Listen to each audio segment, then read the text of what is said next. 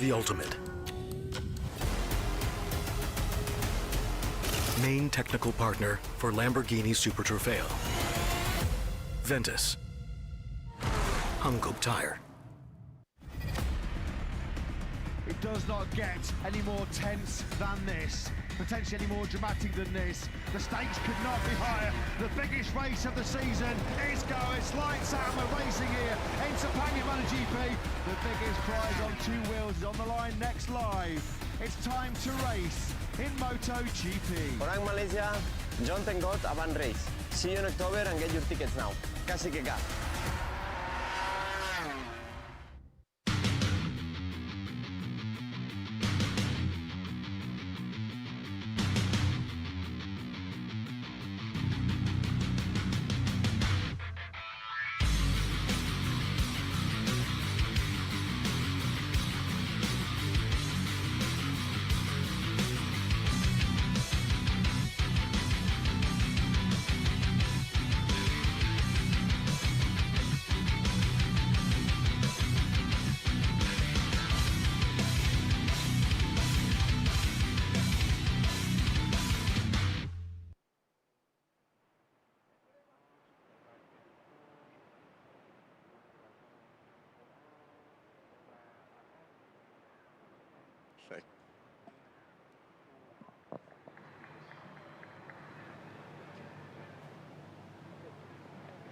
Oh, all right. Here we are revealing to you the MTCC 2025 trophies, challenge trophies. I'm absolutely honored to be here witnessing with you the Malaysia Touring Car Championship 2025 Round 4 300 km endurance race. You're joined with me, Erin Cheong, and of course we have... Yeah, exactly. It's definitely going to be an exciting day. And first of all, I think off camera you asked me personally to congratulate you. So congratulations, but what for? Thank you, Mio, because obviously you have the trophy right here. Yes, correct. You, yeah, so, I have one too. I mean, that's mine. So this is actually my own overall champion MTCC 2025 trophies. So make sure you guys at home congratulate me as well. Thank you so much. But whatever it is, wherever you guys are watching us, thank you so much for joining us on our socials. Again, it may be YouTube, maybe Facebook, but we appreciate your support, and we appreciate your support throughout the whole year. Round 1, 2, 3, and penultimately this is round 4, the finale, as mentioned by Erin, the 300 endurance race happening for the TP as well as the TP2 classes yesterday. Nak cerita semalam sikit tak apa jadi semalam? Cerita semalam, kalau you guys ada miss lah kita punya MTCC round 4 for the MTC MT2 VNG category. Apa jadi semalam? Semalam banyak yang jadi. Banyak jadi. Banyak yang terjadi.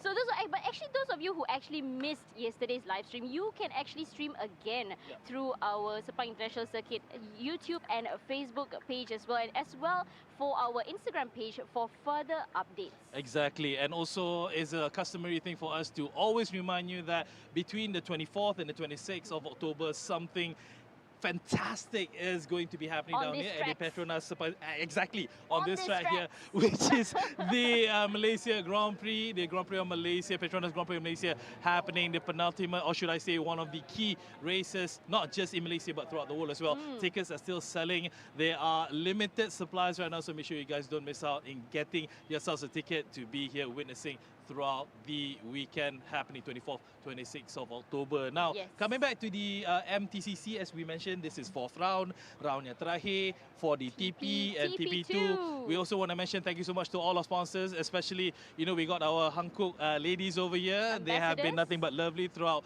the whole round. Thank you for the shade, ladies. Thank you for the shade, and thank you for the umbrella, you know, covering us on this hot and heaty day. It looks a bit cloudy, but I think it's going to be fine. Yeah, I think it's going to be fine, Mio, because I think our drivers, regardless of the weather is today, they're very well prepared for today's 300 km endurance race. So this is going to be something really different from the previous rounds that we had for the TP and TP2 category. So I hope you guys stay tuned with us as well. Exactly, and as what you just heard just now, the siren has just gone off where all the cars, 13 cars, in fact, will be making their way onto the track behind us. They will be getting onto the grids, and after this, we would have a chance chance, as always, to speak to a few of the drivers, just get just to gauge with them, you know, in regards of their readiness, sentiments and whatnot, strategies and what. We'll try to orang kata korek rahsia apa yang kita boleh. But you know, we're gonna pass to the two gentlemen who doesn't need to do any more digging because they have all the information over them, and they are very well known, they are very well knowledge, and they are, yeah. They speak for a living. Yeah, Nick Jeevan, speak. Yes, I will. Oh, how quickly time flies. Can you believe it? It is the end of the season. It is the last race of the Malaysia Touring Car Championship. Thank you very much, Mio and Areen in the commentary box, which is now open. Nicholas Arnold joining me. Nick, it's the end of the season. Yeah, I can't believe it as well. You know, time has just flown.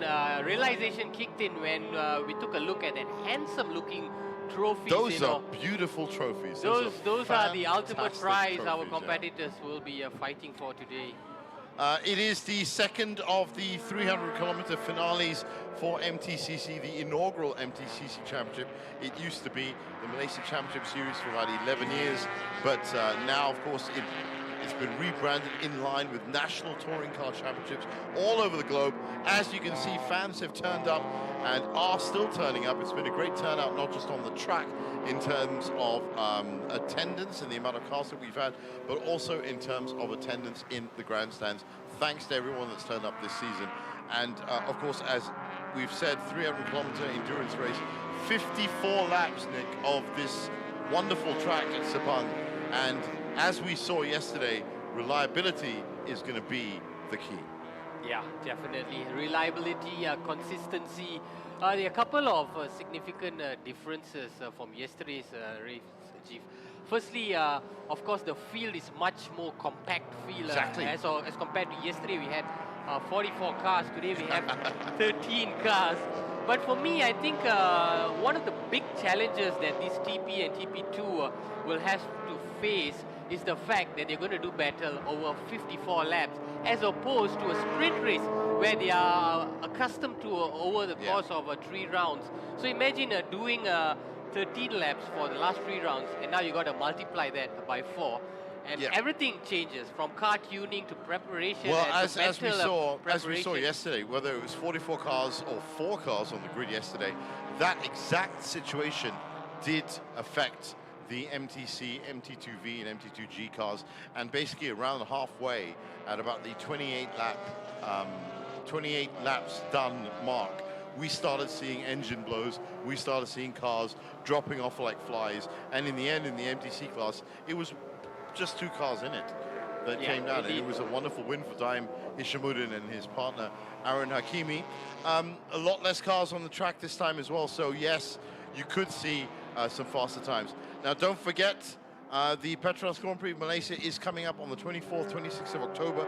Yes, I said October. That's next month, which means you have to actually get your tickets right now at the sepangcircuit.com.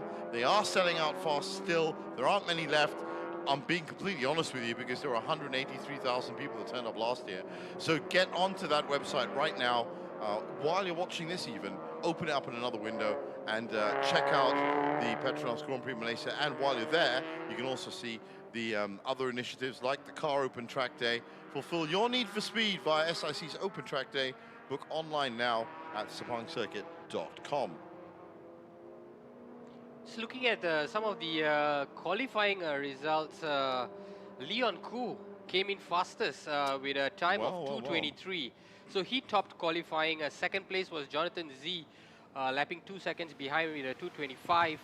Third place was our current TP leader, Boy Wong. And Fadzil Alang, the man who has blown hot and cold throughout this year. Season. He came in 4th, and Lee Kam-soon completing the top 5. And in the TP2, we had Jonathan Lee, who topped qualifying. Baron Sim, who won the last race, he came in 2nd place. Faris Fauzi and also Putra Adam, they came in 3rd place. So that's what qualifying was like. As it stands, of course, 2 classes, Touring Production 1 and Touring Production 2. As it stands, they are very close. In Touring Production 1, it is, oh, that's actually MTC. It's Boy Wong, who is at 91 points. Jonathan Z from OPM Light and Scuba Racing is on 76 points. That's how close it is. Remember, 30 points for the win in this double-header finale. And in T-Production 2, it's 87 points for Chao Tek-seong, and Jessamine Tan is on 55. Is Jessamine actually running today? He should be. Let's just have a look. No, he isn't. He isn't. No, he isn't. So we've got, in TP, we've got Jonathan Lee, Baron Sim, Faris Fauzi, Ken Urata, Chao Tek-seong, Kwek Kianwi, and Leona Chin. So, yes, it looks like, seeing as how the next... So the closest competitor to Chao Tek-seong would be Baron Sim. Yes, right. And he is, well, he's 36 points behind. So, well, there is there's a golden road for Chao Tek-seong. If he can just finish, he should be able to get this championship. So we are now getting down to the grid, and we're talking to one of the fastest drivers on that grid. Jonathan Z is with one of the guys down there. All right, now we're down here at the front row. We got Jonathan Z here. John, different day, different race, different class. Let's not talk about what happened yesterday. Let's focus on today. Granted, overall, you're at P2 right now. Quite a bit of a distance between yourself and Boy Wong, but then again, anything can happen in an endurance race. So, actually, we are very the same because he's driving the car I raced last year, and totally understand what the car is capable of. But the Golf I'm driving today is the first year of the full season, so there's a lot of trial and error, and we have to go through all these testing. And I'm very happy that we are P2 in the championship, and I hope that we can last the endurance race today. Yeah, so hope for the best result. Yeah. One thing about, you said the fact that you're driving Evolve, because you are one of two other cars which are Continental cars. Every other car is like Japanese cars and everything. Do you think that you hold a bit of an edge in regards of, straight line speeds, or where do you see yourself, at your greatest in regards of driving this car? So basically, I like the way how the Golf handle, and of course, it's original DSG transmission. So it also helped me a lot of from tiring myself from using the H pattern shifting. Sure. So this is what the advantage is. All right, then. Okay, I don't want to waste any more of your time. Good luck. Get yourself ready and see you after 300 km. Thank you so much. All right, gentlemen, back to you guys. Thanks a lot, Mio. Yes, it's true. Just two European marks on the touring production grid. That's Volkswagen and Mercedes. The A45 is the other car, and that, of course, being driven by Fadzil Alang. The rest are Hondas. So whether there is going to be that transmission advantage, now those umbrellas are actually out there for sunlight more than anything else, but the way things are graying over, it could very well be that they are there for a lot more serious reason. This is usually the time of the year where the weather tends to change, gravitates to a more cloudy composition. And of course, I think the drivers and their respective teams would be prepared for this.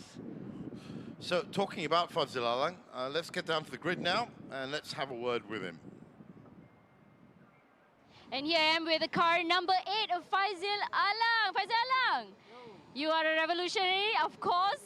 As we know, for this MTCC 2025, you have been amazing. How do you think you're going to be doing for this 300 km endurance? Because this is going to be something very different. Yeah, it is something very different. It's a big challenge. It's 54 laps. I really want to do it a single driver because I'm 54 years old this year. So, but how we want to do the race, maybe plan B, plan C, we don't know. So maybe commentator will know what my plan is. Hope we have a good result today.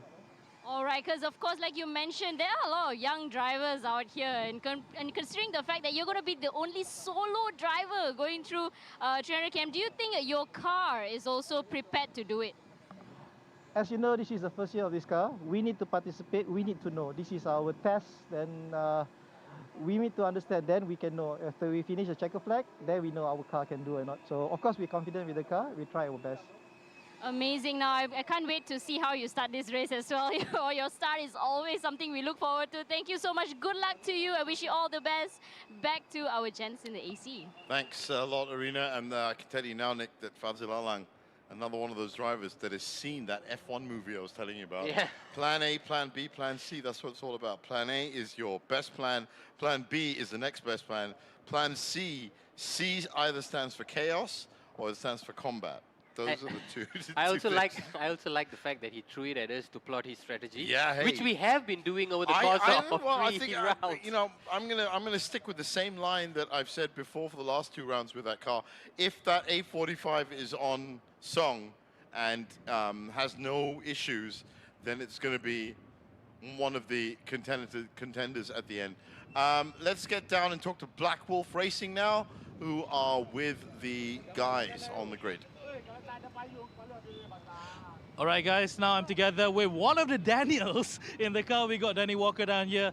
Danny, again, one thing that I'm quite intrigued then, because granted, you have your partner in Daniel Rain driving it together with you. You guys used to be competitors, granted, from the same team, but you guys decided to team up this time around. So where's the strategy in that? Well, how did you guys come up with that? Yeah, I think we just saw the challenge of the 300-kilometre race, and then rather than challenge each other, why don't we put the challenge together and see how we go at the end of the day. So, yeah, we're looking forward to the race. We blew an engine on Thursday, so Bay Racing did an amazing job to change the engine overnight, and we managed to make the practice and qualifying, and so we're looking forward to a good race. It's all about endurance and about saving the tyres this round. Right, and exactly the fact that you both, together with Rain, you have your strength. Each of you guys have different qualities that brings you to be the ultimate team for this one, hopefully. Yeah, we ran together in MSF last week in the Swift, so we know each other's driving style, so we're looking forward to racing together. All right, lovely. Hope to see you on the podium later on. Good luck to you. Thanks very much. All right, gents, back to you. Thanks a lot, Mio. The MSF Championship, yes, was also on. A lot of championships up. This is the weather conditions right now, 29 degrees, slightly cooler than yesterday, and cloudy. If it stays cloudy, then that is going to be an advantage for the drivers. If that cloud precipitates into rain, then, of course, we are talking about a completely different race. And a lot can happen over 54 laps of this FIA Grade 1 circuit. There it is in all of its glory, 15 corners, 5.543 kilometers, so you multiply that up by 54, and that's how you get your 300 kilometers. The start and finish straights at 927 meters, and of course, some very fast corners, and some very slow corners as well. It is a complete exercise in driving skill. Yeah, and like what Fadzil mentioned earlier, it's a completely different race.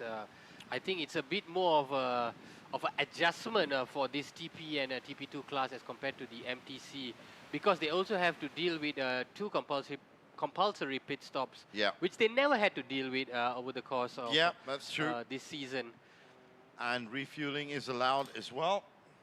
And the fact there are some drivers who have chosen to do solitary driving, like Jonathan Z and Fadzil Alang. I don't think it's going to be such of an issue because it's 300 kilometers. They would be able to contend with themselves. It is pushing the limits of the amount of time a driver is supposed to be in the car, which the last time I checked was 40 minutes per hour.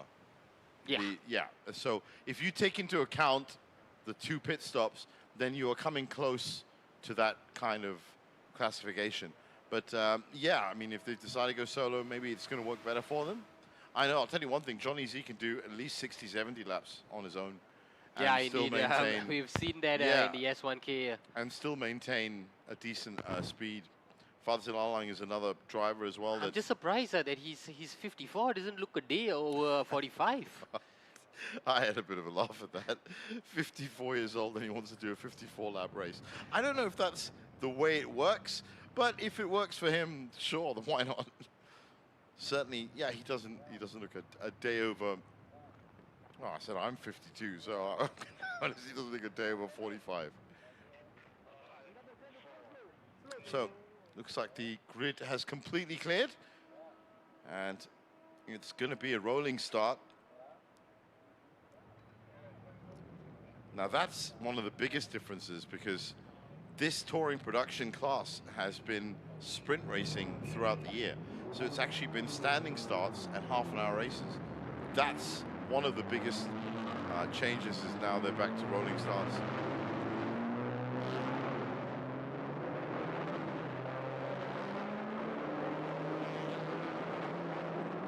All eyes will be on that Volkswagen and Mercedes in TP1. TP2, there are a couple of Toyotas in there. Kingston Tan and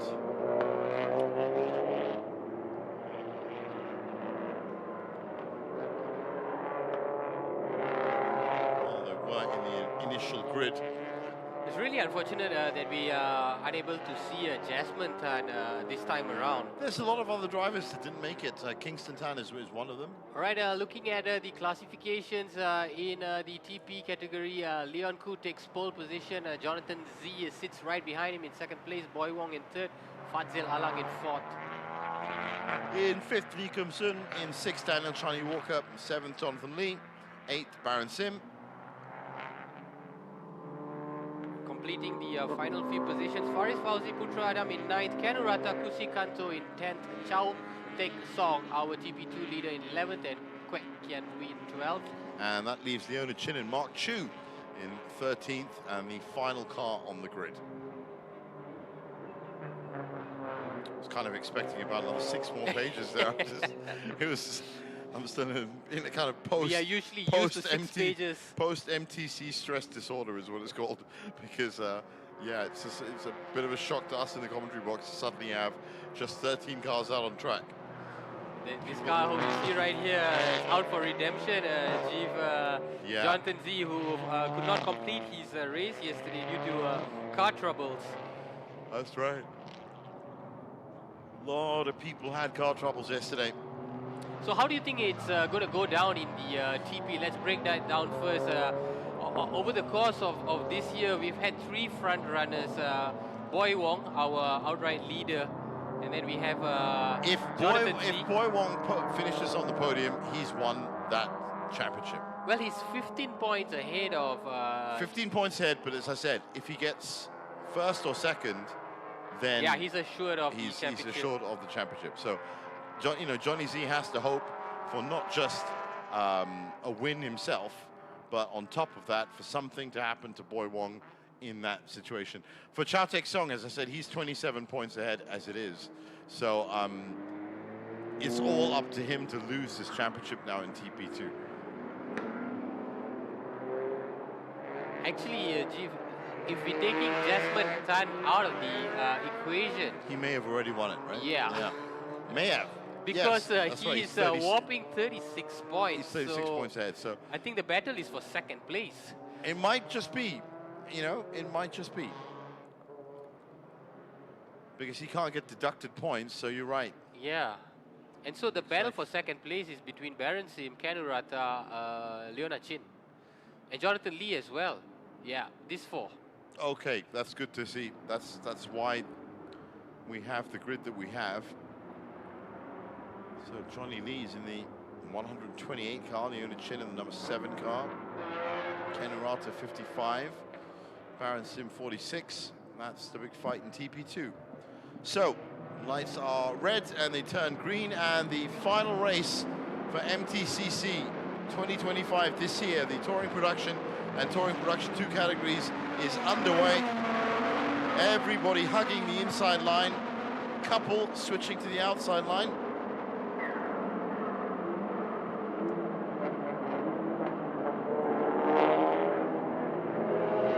I'd be very surprised if they didn't get through cleanly. The number of cars on that grid, and they do. Yep, nicely done. Now that looks like our engineering up the front. Yeah, I think that's Leon Koo. Leon Koo. Jonathan Z, Fadzil Alang. It is Leon Koo, you're right. That's Jonathan Z, that's Fadzil Alang. That is Boy Wong, just behind them. That's your top 4.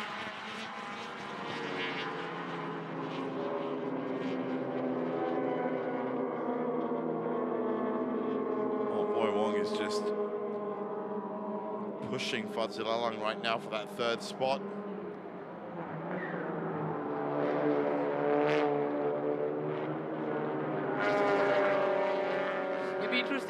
for these drivers who have now got partners for this final round, the likes of Boy Wong, for instance, who's been so accustomed to his own style and his own capability, and now aware that he's got to hand the car off at some point to Haiwan Jian and hope that he does his best as well. Yeah, that's the difference between being a solo entrant and having a team to fight for.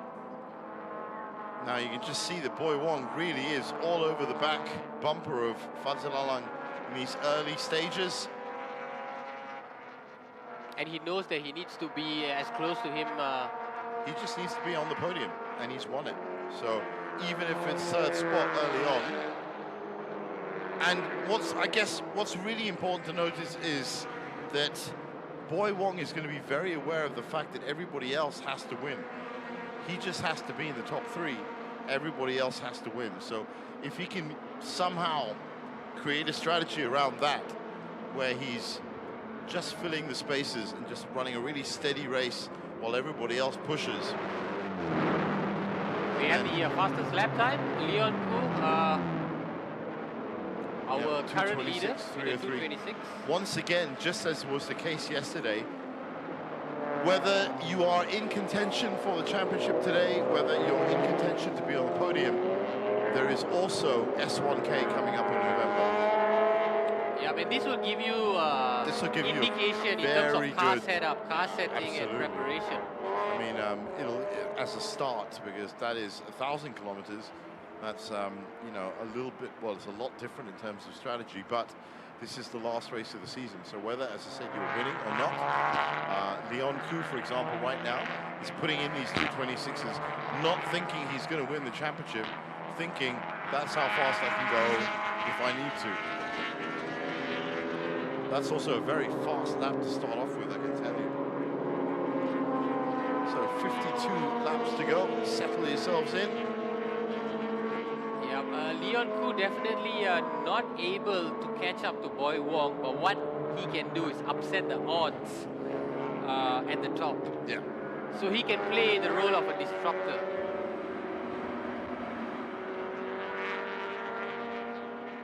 And for Boy Wong, yes, all he has to do is ensure that he finishes in the top 2, but more importantly is to get the car to be able to cross the line at 54 laps. He's under a lot of pressure from Lee Kum-soon right now, who's joined this battle. Fadzil Alang has been resolute in defense. So it's now a 3-car battle as opposed to 2.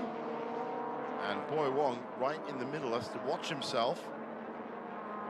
What he doesn't want is to pick up an unlucky knock now and then have to spend most of the race trying to fix it.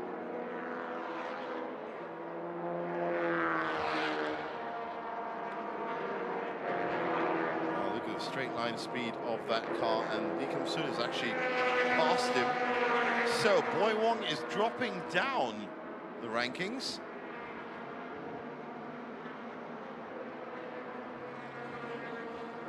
So early to be thinking that there's anything wrong with that car. I think he's just settling in, perhaps. Well, as I said, everybody else has to win. He just has to finish. There's a big difference. So he doesn't need to push, especially at the start. He just needs to make sure he's in contention and within striking distance, which he is. And you can tell that by his lap times, and his lap times will be, yeah, he's at a 2:29. 11 of the 13 cars are on 2:28 or less, or sorry, more. So he's right in the middle there. Leon Koo rather doing well to actually top his previous lap time. 2:25, wow. Yeah, that's really fast. Whole 2 seconds faster. How do you think the cars would have been set up over this 300 kilometer? Because it's all about tires. It's all about tires. That's definitely the key component that they had to ensure that the tires and also the braking, right? Your brakes and your tires take a massive walloping during races like this. So that's Lee Kum-soon and Boy Wong. And a classic example of that fight means that Fazil Alang can now get away from the jaws of being taken himself. Boy Wong at the back of that pack of three now.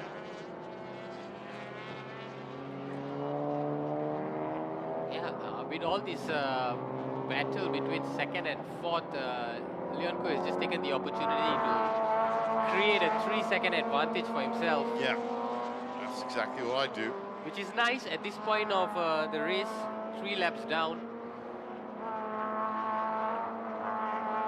Well, if he can keep doing that, then he'll be in a very good position indeed. So once again, here they come.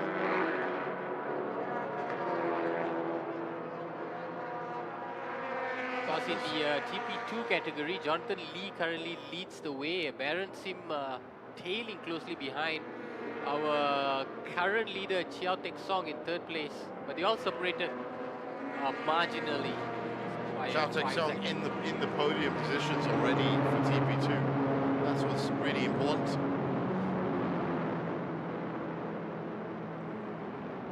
So that is 3rd, 4th, 5th, 6th and 7th. Baron Sim, 7th and 8th, yeah. What an amazing win he had in the last round. I remember his car actually spun, took a big spun, and he recovered, not only recovered, but went on to win it. Yeah, went through the field. Wow, the biggest win in that TP2 category. So, still, Boy Wong and Lee Kum Sun from 22 Pro Shop are having this great battle.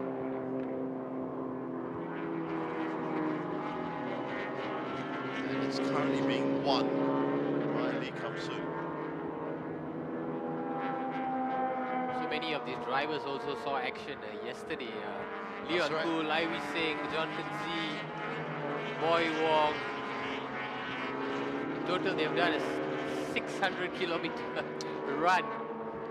Yeah, it is. That's the thing. I mean, if you want to talk about the endurance of some of these drivers, then they're not just driving these championships as well. There have been other championships that they've been part of. 600 kilometers takes you almost to 3/4 of the peninsula of Malaysia. Yeah, I'll take you up to Thailand. They're close enough. Yeah. At speed as well. No stopping off it. Talking about some of the trophies that were won yesterday. Hoping a genie pops up and grants their wish, Jeev. Rubbing that MTC class trophies that were picked up yesterday. Maybe they are lucky. And maybe by rubbing them, another one will turn up. Who knows? You'd be surprised the amount of different superstitions that racing teams have. In fact, all sports people. It's not just even motor racing. Yeah. Everything has to be just right. It looks like Boy Wong has closed the gap a little on Fazil Alang. I think Boy Wong is just sitting back. I don't think he's going to do any pushing at all this entire race. Or rather, that's Lee Kum Sun. Lee Kum Sun is now pushing Fazil Alang. Yeah, Boy Wong is perhaps just choosing to sit back. Hello. Future racing legend, I'm sure. All this talk of our 3rd, 4th and 5th, we've now seen Leon Koo, our current leader, open up an 8-second advantage. Wow, 8 seconds in just 5 laps. But that's because, as I said, behind him, this is happening. So Lee Kum Sun is now all over the back of Fazil Alang, exactly the way Boy Wong was, except this time it looks like he might just get through. Fazil is also wary that he needs to watch the tires that has, you don't want to get caught up in battles like this. given way on a number of occasions. When you have work to do, the last thing you want to do He's have to burn up fuel and tires, fighting off other people. That's exactly what he's doing. Nice defending there from Fazil. In fact, he's defending really well through 9 and 10. I wouldn't be surprised if I'm looking at the lap times that, yes, Lee Kum-sun is lapping a whole second faster. So that car in the middle is the fastest car of that pack. Boy Wong is also lapping faster than Fazil Alang. I think Lee Kum-sun's going to have a go at Fazil. So this is about 14, defending. perhaps. This is great defending. The slower car is at the front by almost a second. Is this where Lee Kum-sun perhaps tries to find a gap?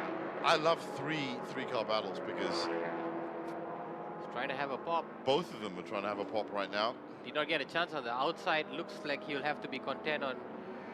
That's just beautiful driving for Fazil Alang. I mean, look at this is just a straight, resolute defending line that he's on. And unless you want to try something really risky, that's a great line. Fazil Alang, Mark Darwin, these drivers over the years I've seen are just so good at. Now he's going to start drifting over a little bit to the left. There you go, just a tiny bit. And then starts back onto the line again. Perfect defensive driving from Fazil Alang in third spot. That's the racing line. Fazil has also been cautious about his start. We usually see him gunning out of the blocks. Yeah, but then we also saw his car. Exactly. So I think fast. the message from the team is to just take it slow, tight and easy perhaps in his opening few laps. Because we know the A45 is capable of really gunning it. Yeah, totally. Well, he is now slowed down the two cars behind him. They're all lapping at 2:30. Yeah, yes. He has slowed down both the cars behind him. And again, Kum-sun has a little look on the inside. Stepping on the throttle there, Fazil. Well, he has to try something really, really inventive because you can just see the way the A45 is curling across the line. Now moving from left to right, blocks that. Now inside, blocks the inside, blocks the outside, blocks the inside. I mean, he knows his track really well, Fazil. Saying that is a lot of pressure, though. Yeah, he's done well. He's been having to defend since the start of the race. Oh, he's done well. I just think that if you are lapping slower, I just think that at some point they are going to get through.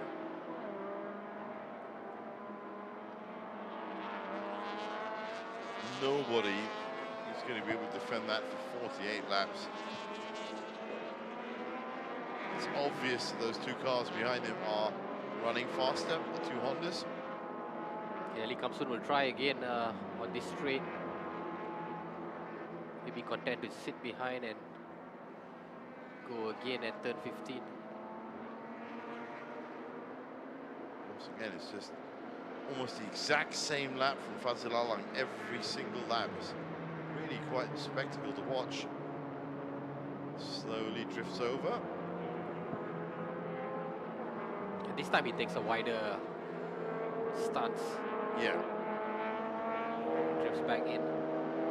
But I mean, he's just having a good look in his mirrors at the time. So you just got to keep that car pretty much dead center behind you. So our top two in the TP2. Jonathan Lee leading the way with a 3-second advantage over Baron Sim. So that is actually for position.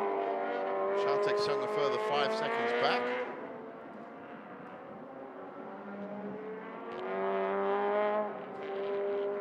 Jonathan Lee, our current leader, currently on 41 points, still searching for his first victory.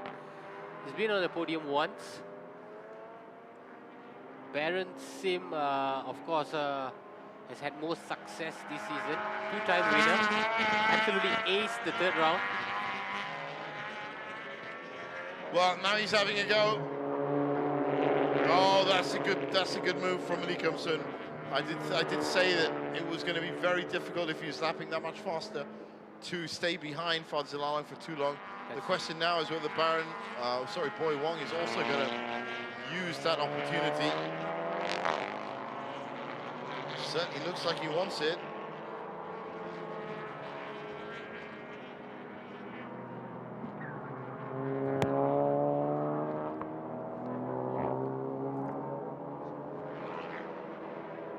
It's a nice move in turn 8. Yeah, found his space nicely. Just because Fadzil went a little wide and he had that That's what I opportunity. told you, it's so difficult to keep that line. So it was well done by Lee Kam-sun and a well-earned third place, one from it. Now, Boy Wong is most probably going to try to also come through. All he has to do, essentially, is finish.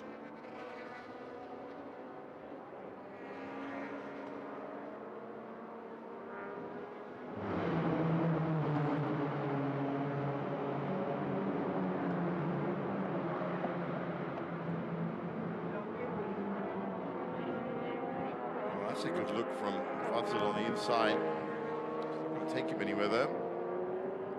Just not close enough. Meanwhile, Leon Koo with the fastest lap yet again. He's lapping 4 seconds faster than everyone else. Wow. Yep, and 2:26, 9:22. and check out the lead that he's also developed, Jeev. It's 20 seconds now. Wow, it really is. So that's just on lap 8. Leon Koo looking for his first victory of the year. You see, that's something that you can fight for. Yeah, only one second place finish that garnered him a spot on the podium. So a lot to fight for Leon Koo.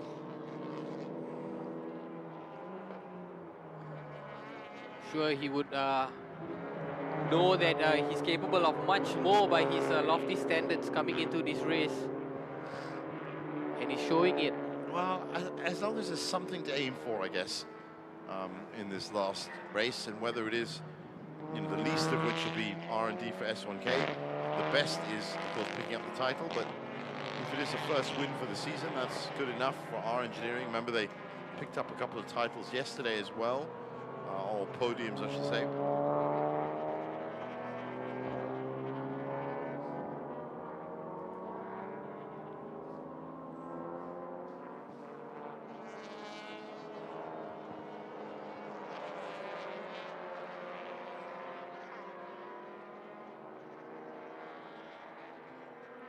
That is Boy Wong, still looking for a way past Fadzil Alang.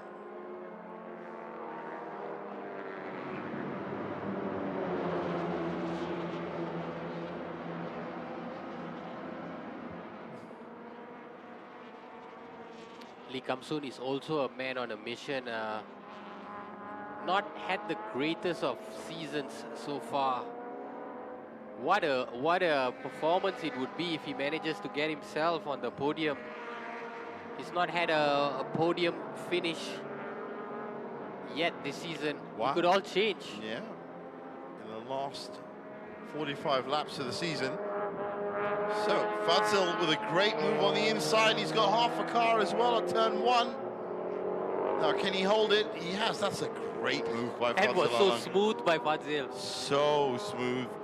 Waited for his opportunity. He had a little look on that side the lap before and timed it perfectly, and he's back up into 3rd spot. Yeah, and the braking had to be spot on as well, coming into that sharp bend on turn 1. Here we see it.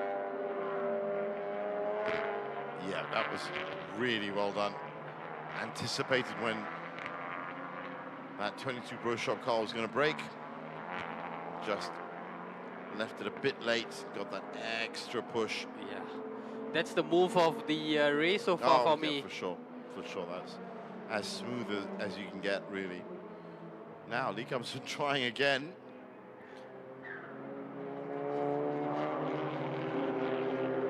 He gets him back. Well, it's like half the track belongs to Fazil, half the track belongs to Kamsun. Yeah, gets him back on the same spot that he overtook him in the previous round. Well, that car just is lapping faster, I guess.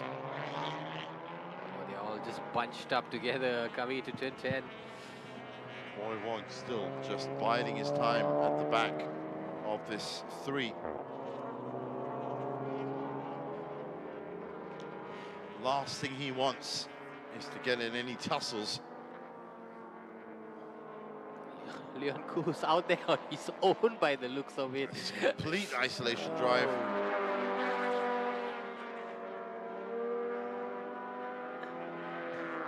Well, this battle, as I said, is just played into his favor. He has nothing else to do except build up that lead. It's now 23 seconds over Jonathan Z, who's another driver that's driving in total isolation. Yeah, 3 seconds behind.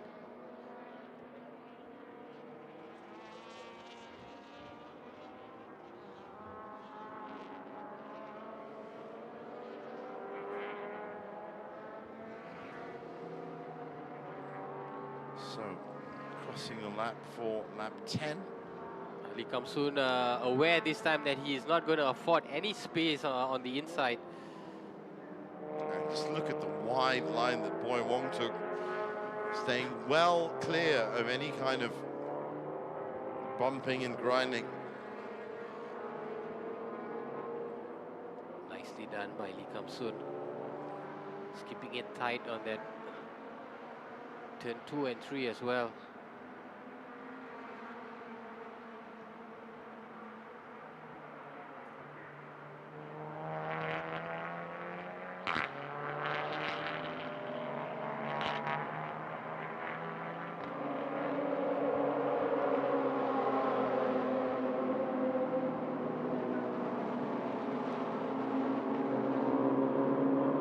We will have our first of 2 pit windows that will be open a couple of laps, lap 15 to 42. That's right. 2 compulsory stops. So far, as predicted, it's been a very nice, well-marshaled race and very cleanly run. That looks a lot like Kenurata. It is Kenurata. Yep, your favorite, Jeef. He's the guy. And running with Kusikanto. Kenurata as well. Well, he definitely has a chance to finish even in second spot. He's currently in 4th overall. Well, this is 4th position, 4th and 5th in class for TP2. That's Fariz Fauzi. That's behind him.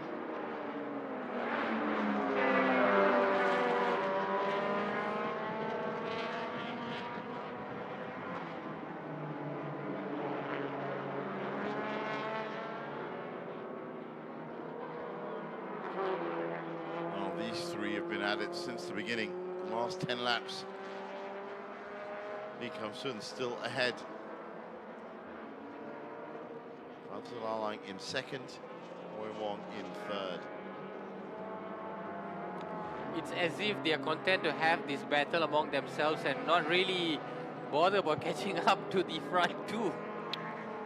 Well, that might be a valid strategy, and I guess it is, but they are putting extra strain on their cars by having this battle, so they know that. The only car right now that I see on track that is actually running the way it should be running is Boy Wong's.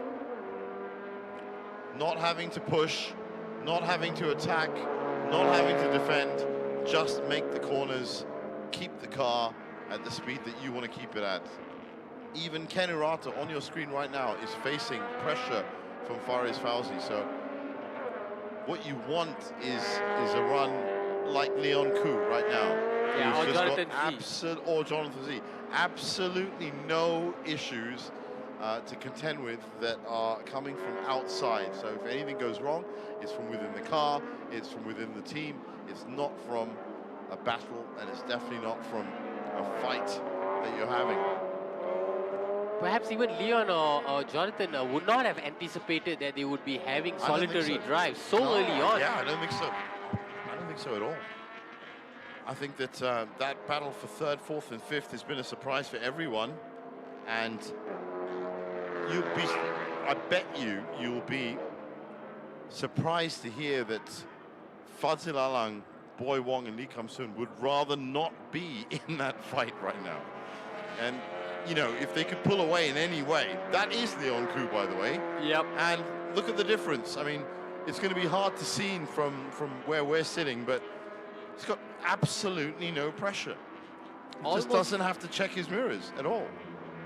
He's almost 30 seconds ahead.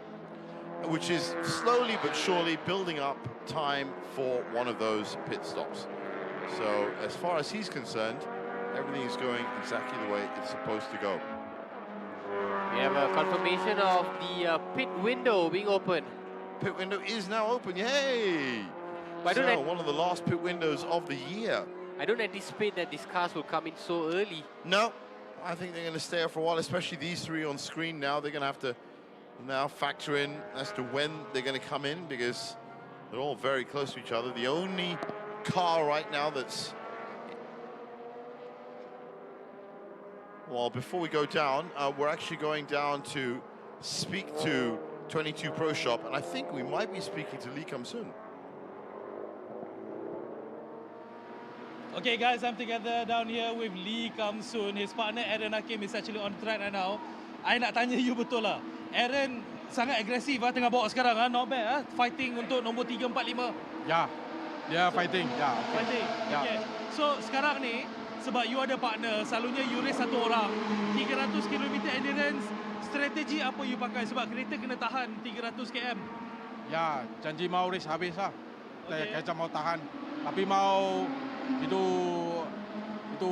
driver, dia boleh push. Baru saya boleh maintain itulah. Dan kalau you tengok Aaron punya style apabila dia drive, kalau nak bezakan dengan cara you drive pula, apa kelebihan dia, apa kelebihan you? Dia yang laju, saya boleh maintain sampai time saja. Dia boleh first. You jalan. lebih kontrol lah. Ya, lebih kontrol. So Aaron lebih agresif. Ya. Okey, tapi you rasa dengan ada lebih kurang 42 lap lagi ni, apa you punya harapan you? You rasa podium untuk hari ni confirm ke atau macam mana? Boleh lah, tengok luck lah. Tengok nombor luck. 3. Nombor 3 lah. Ya. Okey, tapi kereta memang boleh tahan lah. Ya, boleh tahan. Okey, alright. So good luck to you dengan good luck untuk Aaron. Ya. Okay, just back to you. Thanks a lot, Mio. Well, that's confirmation. It's actually Aaron Hakim that has been doing all this wonderful work in that car. Aaron Hakim, who won yesterday's race yesterday with as well. Daimi What a great weekend he's having. No wonder, it's no surprise to see this 22 Pro Shop, as admitted by Lee Kam-soon as well. He's the faster one. Yeah, he's the faster one. Lee Kam-soon's going to be doing all the maintaining. So Aaron Hakim is having a wonderful weekend. What a driver to have in that 22 Pro Shop, a driver that's full of confidence. Now, Boy Wong still just lurking in the background. Fadzil Alang not really making any inroads into this battle, which has stayed the same. And all three of them are not getting any closer to Leon Koo or Johnny Z. Johnny Z is right there at the bottom of your screen. Leon Koo's just opened up a 35-second advantage. Leon Koo some 35 seconds ahead of this pack. So Johnny Z may be losing a second or two, but still has a decent enough gap in second, and he is lapping faster than this group behind him by 1 second. So he should be okay. There you are. We see him coming up to turn 5. Now this will be the battle for TP2. So that's Jonathan Lee. We expected Jonathan Lee, could be Justin To, of course. And Baron Sim or P. Sao Fan. I'm expecting it's Baron Sim, though, in that car to kick off proceedings. And that, behind them, is Chow Tek-seong. Our champion-elect. That's right. There he is, the man that just has to finish the race to pick up the title. The driver with the least pressure of the lot, Chiao Tek Song. He's done all the hard work coming into this final round. Actually, doesn't even have to finish the race. Yeah, indeed. 36 points ahead, 30 points on the table. So we're going to be heading down to the pits now again and talking to Mark Chu, who is with the guys. All right, here I am with Mark Chu. Of course, his partner Leona Chin is out on the tracks right now. Mark, how do you think you're doing? How do you think Leona is doing out there for this 300 km endurance race so far? I think she's doing very well. I mean, considering we had problems with the car from day one. This is our first year running the car, so we lack the experience of our competitors, obviously. So they've had many years to set up the cars, but for us, the first, I think we're doing reasonably well. I see. Okay, so in terms of your strengths, because Leona is out there, she's shining like a star right now out on the tracks. What are your strengths? Do you think there is a way you can get ahead of how Leona has been bringing up on the tracks so far? As I said, I mean, to be honest, with her experience, I'm surprised she's managed to keep up with the pack quite well. When she hands the car over to me, I don't know how I'm going to do it, because this is actually, I've done less than 5 laps in this car. So it'll be my first time driving this car in anger. So we'll just have to see how it goes. Would you say that is the biggest challenge you've had so far, the fact that you have lesser experience with the car? Do you think that will be the biggest challenge for your race? Oh, absolutely. And, you know, I mean, different cars have different characteristics, so different things go wrong. Other teams are used to, they know that this is going to go wrong, we better prepare. But for us, it's totally new experience. That thing broke, that thing broke. So it's a very steep learning curve for us. Truly, I wish you all the best, Mark, and of course to Leona as well. Back to our gents. Thanks a lot for that insight, Mark Chu and Arena Chung. Leona Chin currently 7th in class, and yes, they do have a lot of work to do. That's a classic team that's looking forward to a result at S1K, for example, and trying to get as much R&D in as possible here. So we're still staying with this battle for 3rd in TP1. Aaron Hakim, as we all just found out, has been behind that wheel since the start. And now the pit window's open. It'll be interesting to see when these cars are going to start coming in. I think our engineering could easily come in earlier. It's lap 14, so I'd say within the next 3 or 4 laps.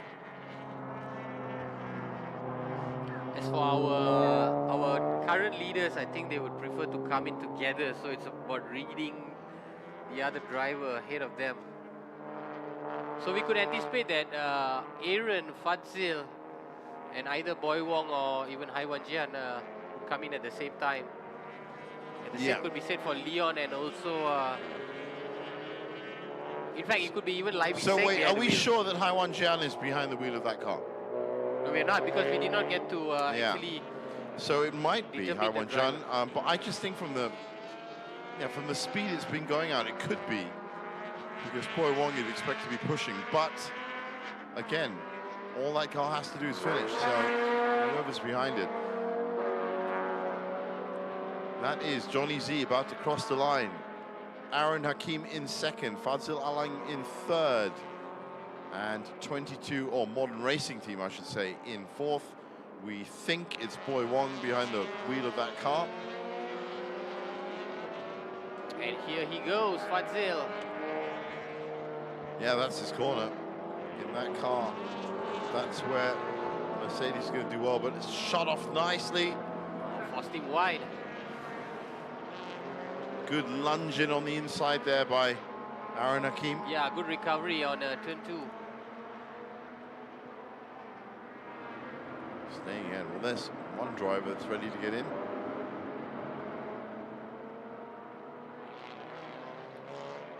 Same move, tries to push the brakes, a bit too late, almost got half a car alongside. But in look at the recovery from Aaron Hakim. Yeah, and then find the space and push Fadzil wide. Stuck to his guns. Again, that modern racing team car just lurking around in the back. Meanwhile, at the top, G, Leon Koo has opened up a 40-second advantage. Wow. 40.9 seconds. Just keeps everybody getting else. further and further Well, away. he's lapping at 2:27.818. He's been doing that pretty much since the beginning at lap 15.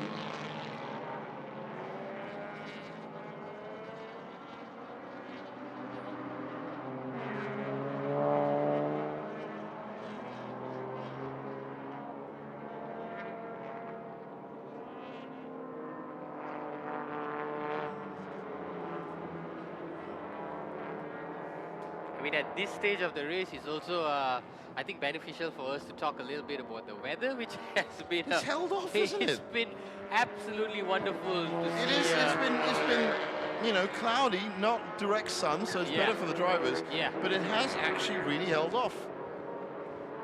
And I'm a bit scared now that we've spoken about it. I don't know if that's I was in gonna, two minds whether to bring it up, but I thought might as well. You know, we might have just jinxed that situation. But for now, any cars coming in? Nope. No takers yet for the pit window. Those mechanics and technicians and engineers must be feeling lonely in the pit lane. No cars scheduled to come in yet. So completion of yet another lap. Leon Koo still the fastest man. 2:28. He just dropped off the pace by a second, but Helps his car to do that. Yep. It really does.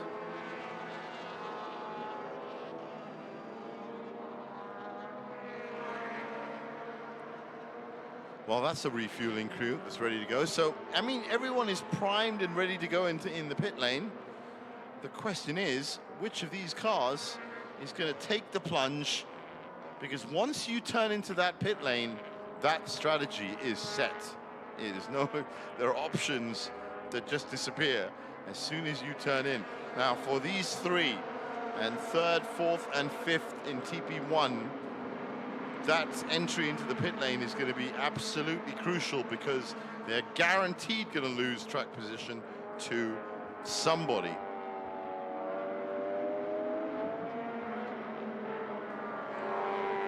for Fazil, the thought process here is now to perhaps maybe wait for pit to be over and to come back out and see where he stands. Ooh, yeah. Well, that's going to be... Bearing in mind they have to come in the next 2 or 3 laps. Somebody has to do it. Now, our leader in TP2, Jonathan Lee, has just been handed a black and white warning flag for track limit infringement. That's one area. There's our first taker. And it's Faris Fauzi, in fact. Let's come in. Refueling. So that car was running in second place in TP2. And now has come in early. And I salute them for taking the plunge and coming in. Because, as we said, it has to be done. It's a question of when. Is this going to be the lap that sees one of these three from a big battle in TP1 come in?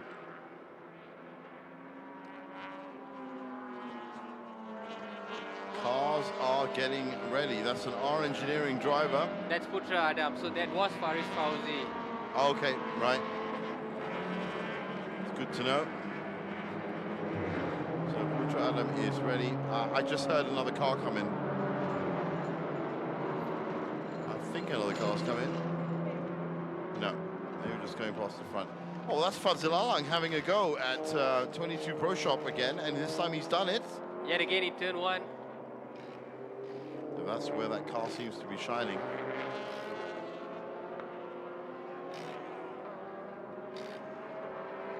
So the 3 times that Fazil's made a move on Aaron, it's all been in turn 1. It's been the plan all along. I just think that, yeah, that's where that car seems to be handling much better. We have had another car that's come into pit, and that's... Black Wolf Racing, Yep. there it is, in fact. So Daniel Chani Walker is now going to be getting a bit of a rest. Daniel Renui will be getting into the car.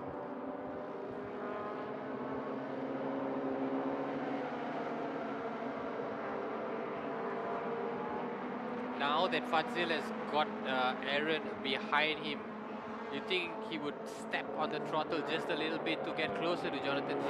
I don't think he's 100% ahead Still has the content with of Aaron. I think. And Aaron again making a move on turn 8 there. Yeah, turns 6 and 7 seems to be where the Honda seems to have the advantage, and turns 1 and 2 is where the Mercedes has the advantage.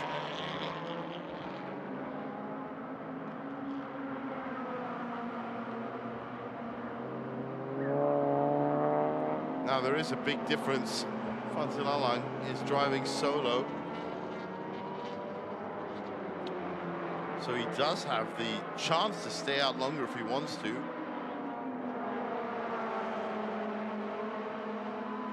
Well, car number 46, that's Baron Sim, has now also got a track limit infringement, so I think there might just be a very big battle happening between Jonathan Lee and Baron Sim. Oh, actually, it turns out there's about 5 seconds between them, so no, that's not true.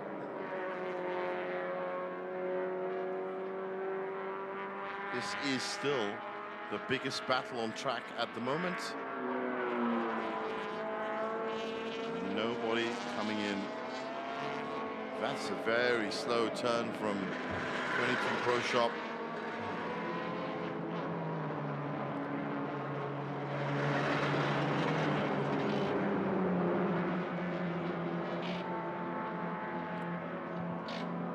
So only 2 cars have pitted of our 13 car field, 11 cars still doing the business out there.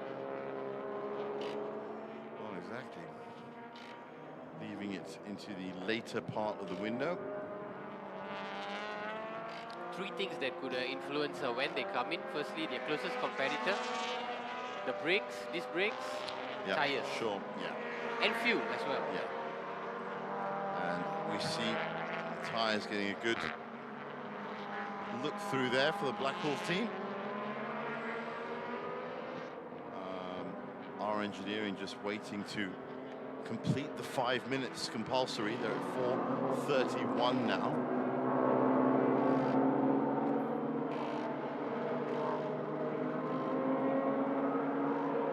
It's a great pick by Lee Kam-soon to have Aaron as his partner in this final round. It makes so much of a difference when you've won a championship and the next day, you know, he's your partner. Well, yeah, talk about confidence. So, our engineering have completed their pit stop, and they'll be coming out of the pits now. There you go.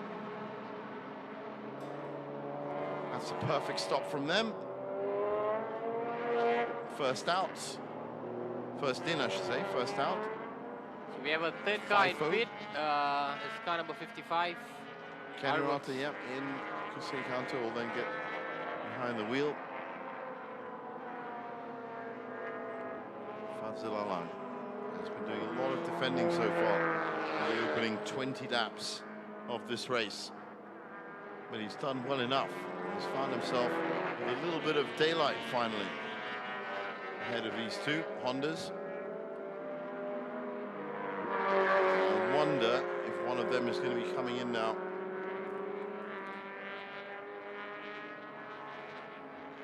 Nope. Out of the corner. Not just yet.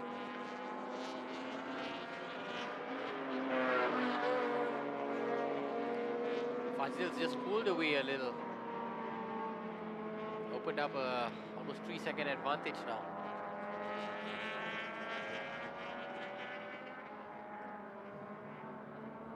Ah, that's Leon Koo.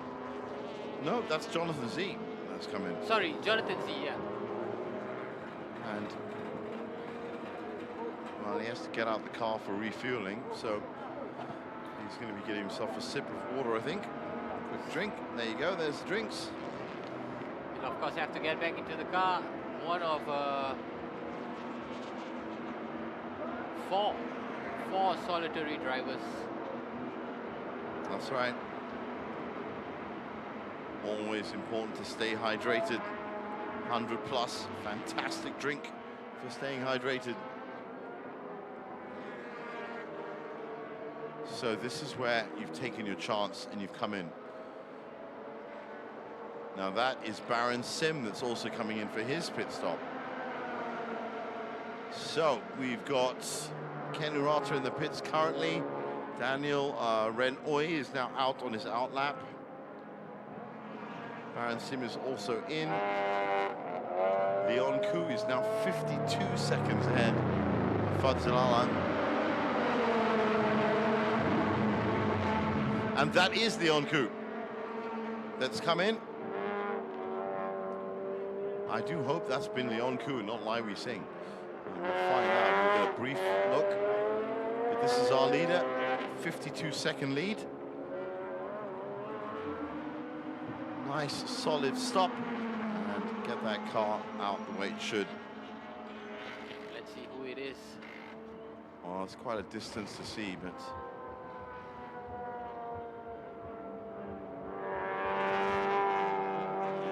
don't know.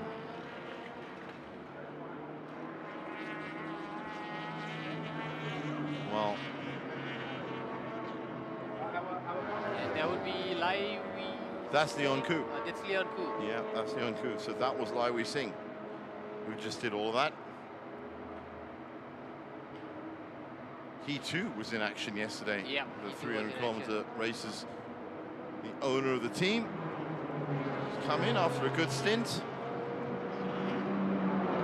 And I mean a good stint in that he put 52 seconds ahead of the rest of the pack. So Leon Koo is now going to have a nice, solid drive.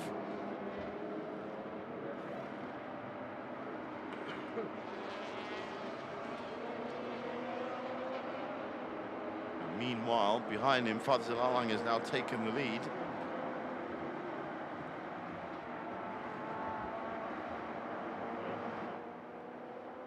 Yep, our third, fourth, and fifth placing, choosing to remain out there. It will work for them now, for sure, but I said you can't have a faster pit stop because they're going to have to come in for 5 minutes anyway. So it will work for now. But in the end, they are going to have to pay the piper in the pit stop. Or pay the piper with a pit stop, I should say.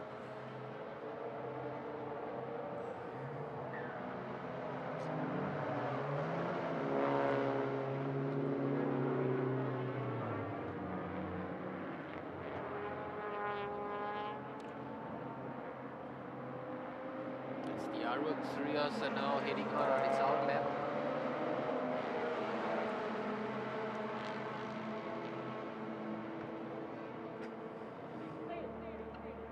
Half our field already in for pit. Yeah, that's good to see. It's a good place in the race for people to be coming in for their first stops. Remember, they're probably going to need one in about another 10 to 15 laps anyway. Splash and dash at the end. New tyres on for Leon Koo. They are at 2 minutes and 52 seconds right now. So still another 2 minutes left on the clock for them.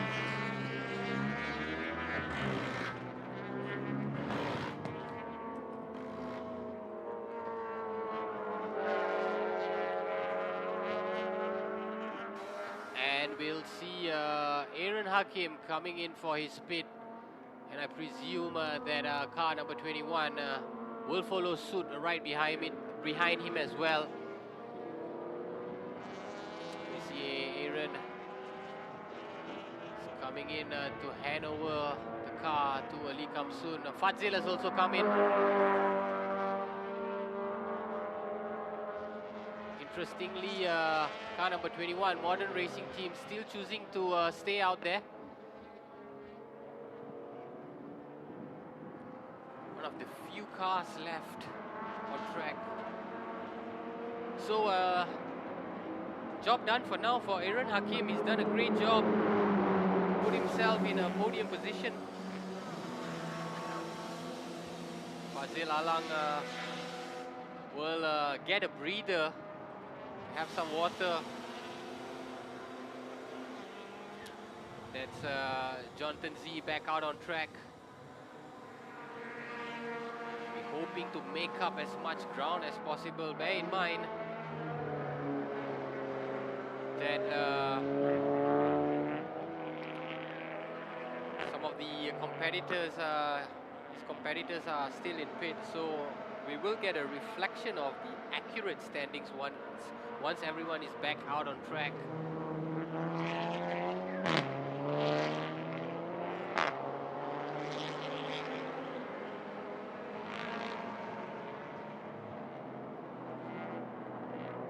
And that's Livy Singh now, who's behind the wheel. Our leader of this race, leader for almost 20 laps.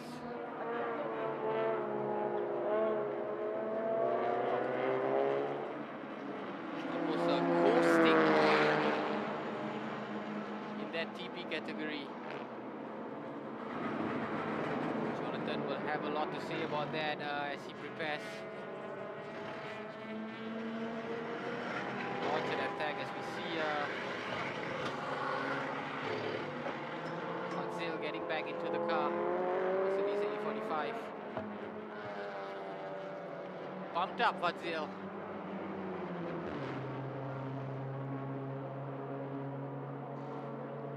He'll be glad that car's held up its end of the bargain. No problem so far. Smooth sailing for that A45, which has been in defense mode for most parts of this race. Having to fend off the challenge from the Modern Racing team and the 22 Pro Shop as well.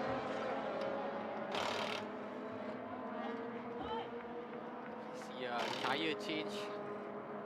Crucial component of that A45.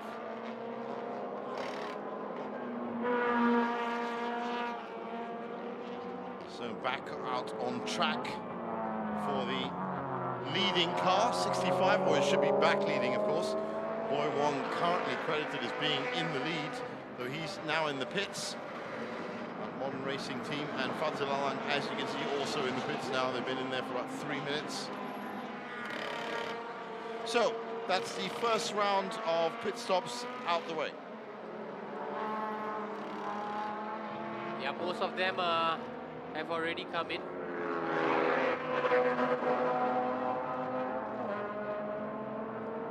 And the way it's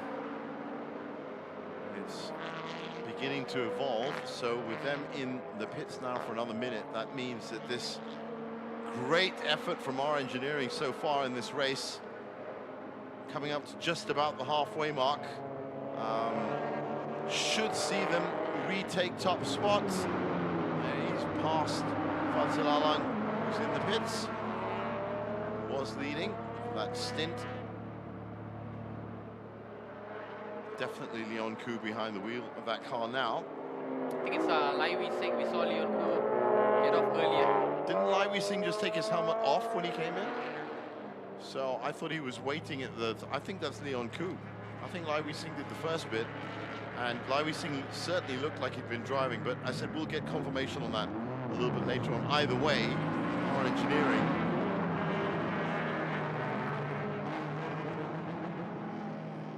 and those cars that have been providing the main battle entertainment for today are now back on track. That's 22 Pro Shop and Superpower Lubricants by Papaya.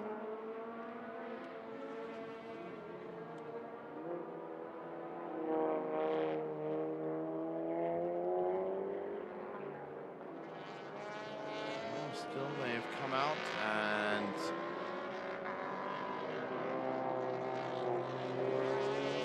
going to be an interesting battle. This one, yeah. Lee Kam-soon behind the wheel. Yeah, they've wasted no time to get back, doing exactly what they're supposed to be doing. I mean, he himself admitted that he's not as fast as Aaron Hakim, but definitely more experienced, Lee Kam-soon. That's for sure. And they retake their positions pretty much. I'm just looking at the overall classification. Jonathan Lee is the only car now that has not come in for a pit stop from Bay Racing, currently leading the classification. So he's going to have to come in. And I'm assuming now that everyone's come in, he's not going to want to miss the boat. He's sure to be coming in at this next opportunity.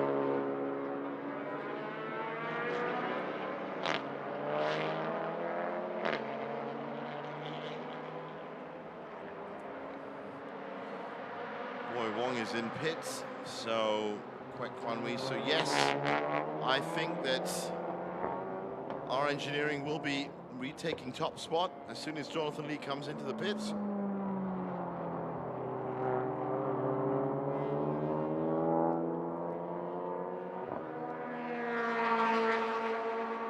You see, that's the kind of strategy that our engineering undertakes year in, year out, all the time. They know exactly when to come into the pits, and that first stint, whether it was, I do suspect it was Lai Wei Sing that did the first stint, to make that 52-second lead, then come in, and it's all worked out pretty much perfectly for them. It's great to have two experienced drivers in your ranks. Yeah, yeah. Know exactly what they have to do. So now this is the car, Boy Wong's car, that is currently leading the championship. And so far, it's doing just right. Well, how about that? I think he's just come out ahead of the other two. Is that right? Possibly be that Boy Wong has. No, I don't think he has. Boy Wong think he might came be in later. Yeah. He came in 2 laps later.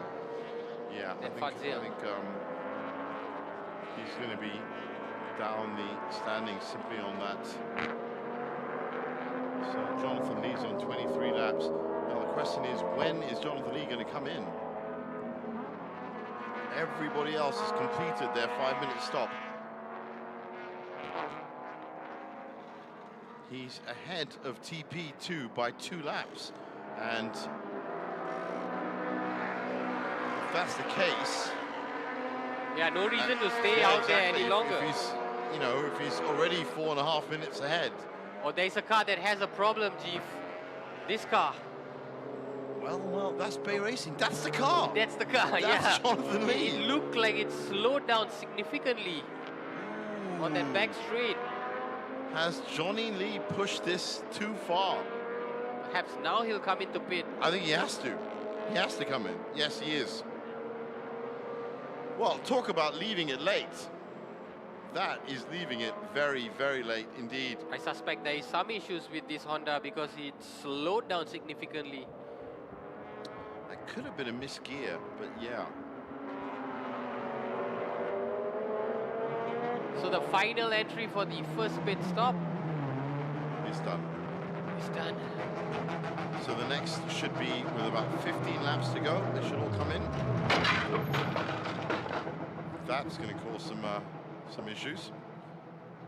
Just misjudged that brake. Yeah, hey, that costs money. That actually does.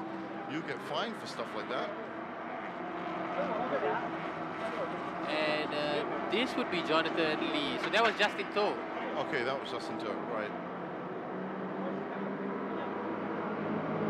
Well done to Justin Toh for being in the front of TP2. So that's the last car that's got to play out its 5 minutes. That means that Leon Koo will once again take the top spot in the overall classification in about 1 minute and 15 seconds from now.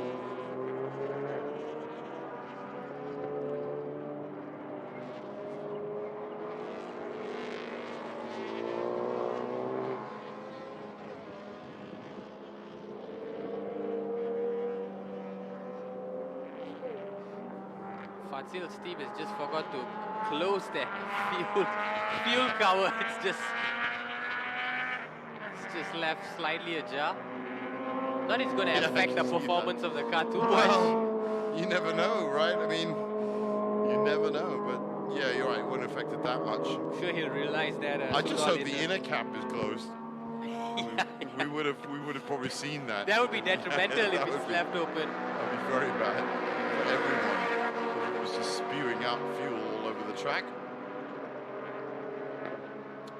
Well, all cars running perfectly so far, and it has been in 24 laps. Well-marshaled race so far. So Leon Koo is now going to take officially the lead once again. 5, 4, 3, 2, 1, and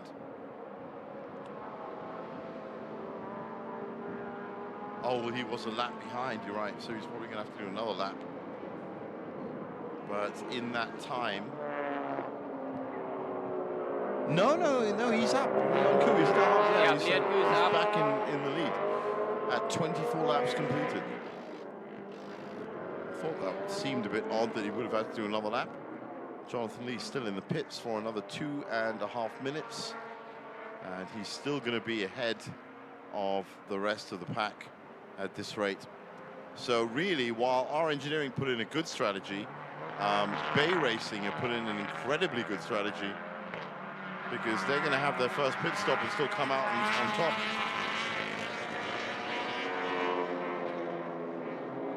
Very well done.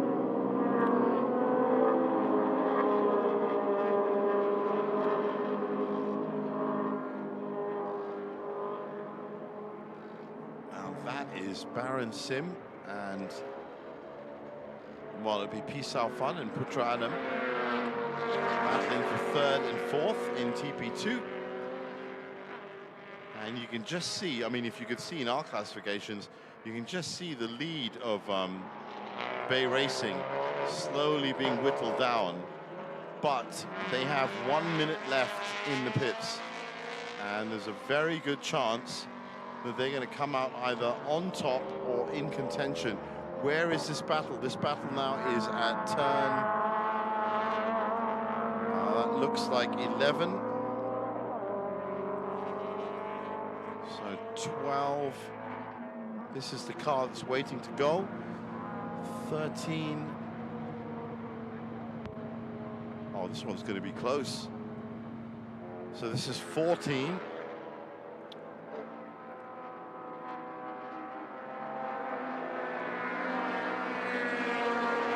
Well, they might just do it.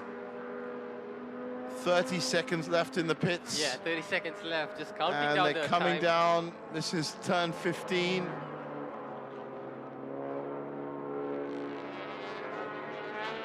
Well, he won't be allowed to move till 5 minutes, so yes, they are going to get the lead. Close, very, very close. Well executed. Oh, he's on the move. So this is for position, but look at the difference in speed, pit lane speed and track speed. That's got to be frustrating for that 128 car. If they just stayed out for a little bit longer, if they could, and maybe got 5 or 6 more extra seconds, they would have come out on top. But this is going to be an interesting battle in TP2 to see who. Chao Tek Seong is currently leading that pack here, and he, of course, has won the championship already.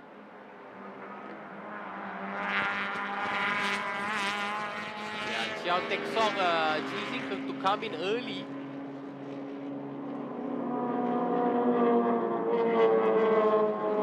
All pit stops, I can confirm, 5 minutes and above.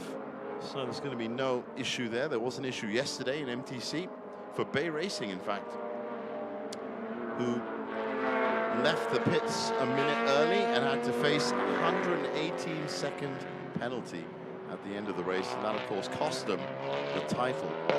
So everybody on their best behavior today.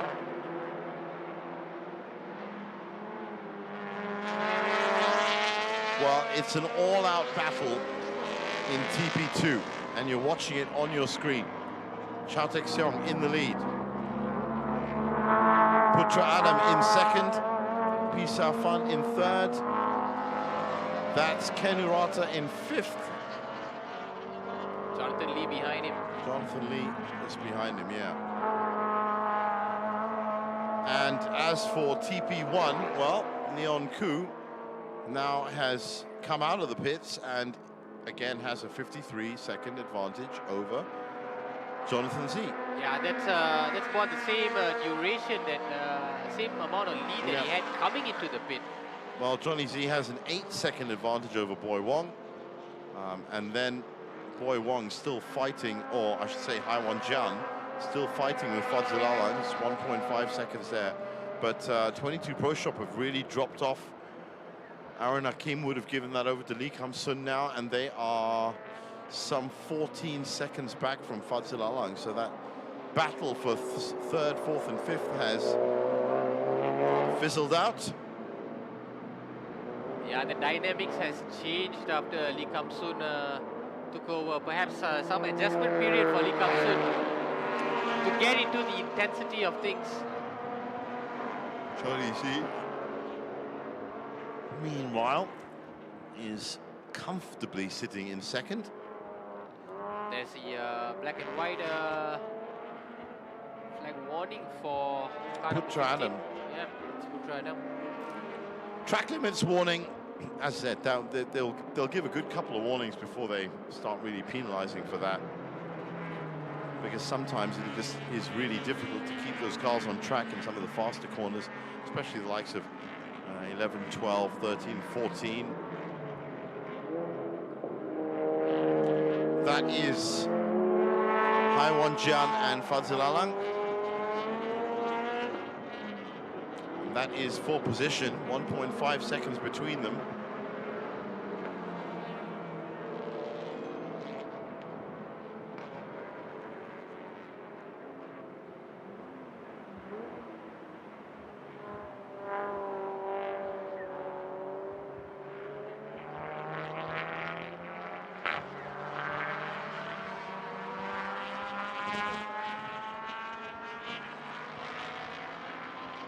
So that that late entry into the pit had indeed cost Bay Racing top spot.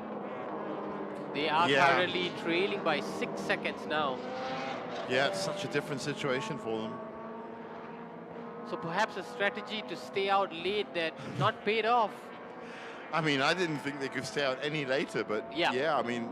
But there was also a drop in power coming into pit. Right at the end, though. Right at the end, yeah. What they needed to do was build up a lead of an extra 6 seconds, and then they would have been clear. But you can't build up a lead if the rest of the field are in the pits. So...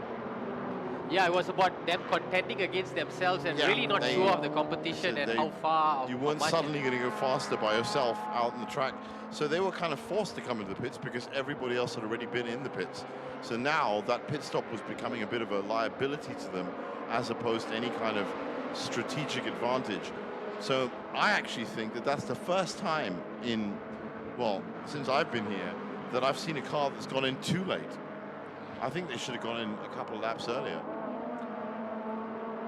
Got the jump on some of their competitors.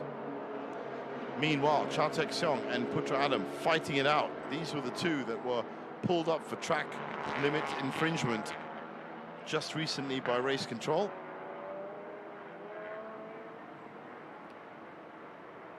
Cha Tek-seong, what a season he's been having. Fantastic season, right? Just unbelievable. 2 victories, 2 second place finishes, 2 third place finishes, 87 points. You know what? I think I might even name him the new Ken Urata because that is so consistent. That is unbelievably consistent. Yeah, he's just been on the podium week in, week out. And as it stands, great performer in the Malaysia Championship Series over the last 5 or 6 years as well, I can tell you, in that number 11 car. So he's been a great performer for our engineering. This is Lee Kam-sun. We now have, and maybe these avatars that we see next to their names actually is who's in the car.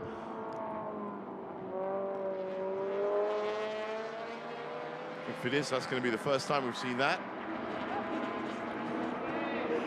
Whatever they need to do to round off the last race of the season.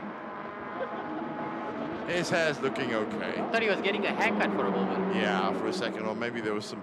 I just hope it's not lice. But it's all in good humour for this last day of the season. Sun's come out at that part of the track. Funny enough, it's not out on home straight where we are. Jeff, we are exactly at the halfway stage of the race. What can we tell our viewers so far? Leon Koo with an unassailable lead. Yeah. Jonathan Z trying his best. But he's lapping 2 seconds slower. So Fadzil Alang will be grateful that A45 tires have held up. yeah, He's that's got a true. fresh set of wheels. Boy Wong is still in contention to win this title. Yes, very much Because so. all he has to do is finish on the podium, and he's done it. That's going to be where he is now, 20 fresh points to add to his tally. So Johnny Z is trying his hardest, but he's going to need a lot more than that. In fact, let's try and do the exact, while we've got a bit of time. Has he got a chance? Let's see. He was 15 points behind at the start of this race. So Boy Wong, as it stands now, will get 20 and will be on 111. And if Johnny Z wins and gets 30, then he'll be on 106. So it's not good enough right now. Even if Johnny Z wins, he needs Boy Wong or Modern Racing Team to not finish in the top 3. Yeah. And that means Fadzil Alang's got to step up, and he's actually not that far back. Yeah, he's not that far. Fadzil Alang has closed the gap on that Modern Racing Team. That's the big story. If Fadzil Alang can push Modern Racing Team down to 4th and Johnny Z can win, then there's a chance that Johnny Z could be crowned champion. Whether Fadzil's going to do Johnny Z a favor like that, we'll have to wait and see. That's how it stands in TP1. In TP2, it's far more cut and dried. Chao Tek Song has won the championship. And in terms of second spot, well, Ken Urata is in 4th. Baron Sim is in 3rd, so that'll be Baron Sim to win. Who is in 2nd? Faraz Fauzi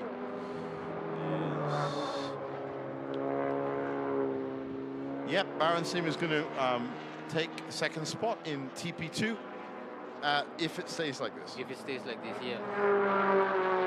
There's no Jasmine Tan there to no challenge. And Faris Fauzi and Putra Adam are not in the top 5 in terms of championship standings.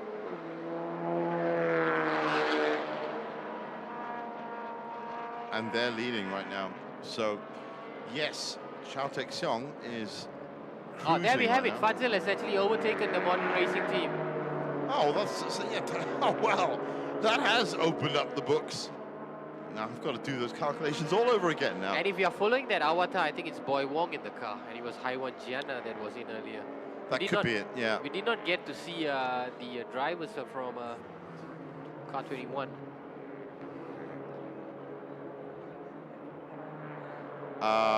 So Baron Sim, we're going to be talking to you now, who is down in the pits with the guys. All right, guys, now I'm together with Baron down here. His partner, Salfan Bisafa, is already on the tracks. You told me off air just now there's a bit of a complication that's happening with your car right now. Share with us. Yeah, because now my car having the technical problem with the exhaust. My exhaust, there was some leakage already. Yeah. Okay. So and you discovered this during before? the race? No, yeah, before I come in. Okay. Yeah. So what does that mean for you and Salfan now on the tracks? Just maintain the pace and then bring back the car. I think more than enough to get the overall number 2. Okay. And we also did that simple calculation for the overall championship. It may be a bit out of reach for you to get P1 overall championship, but P2 is still very much possible. Yes. I hope that if can bring back the car, then I think I will get P2. It's all about bringing back the car in one piece, finish the race. Correct. Just finish the race.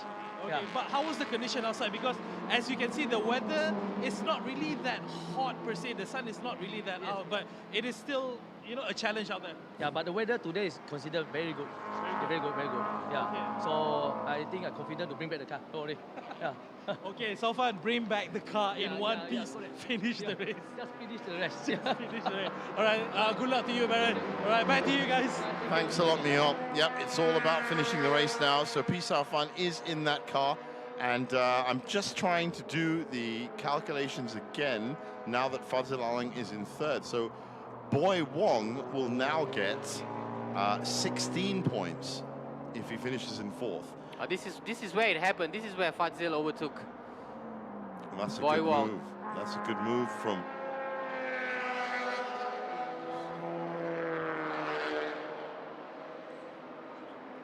So if Boy Wong finishes where he is now, he's going to get 16 points. That will give him 107 points. Yeah, am I right? Yes, 107 points. If Johnny Z wins, he's going to have 106. Yes, that's right. Wow. So we need. Speak about fine margins. Right now, Boy Wong will still take the championship by one solitary point if he finishes in fourth and Johnny Z wins. Remember, the first half of that is fine because he can very obviously finish in fourth because he's in fourth now.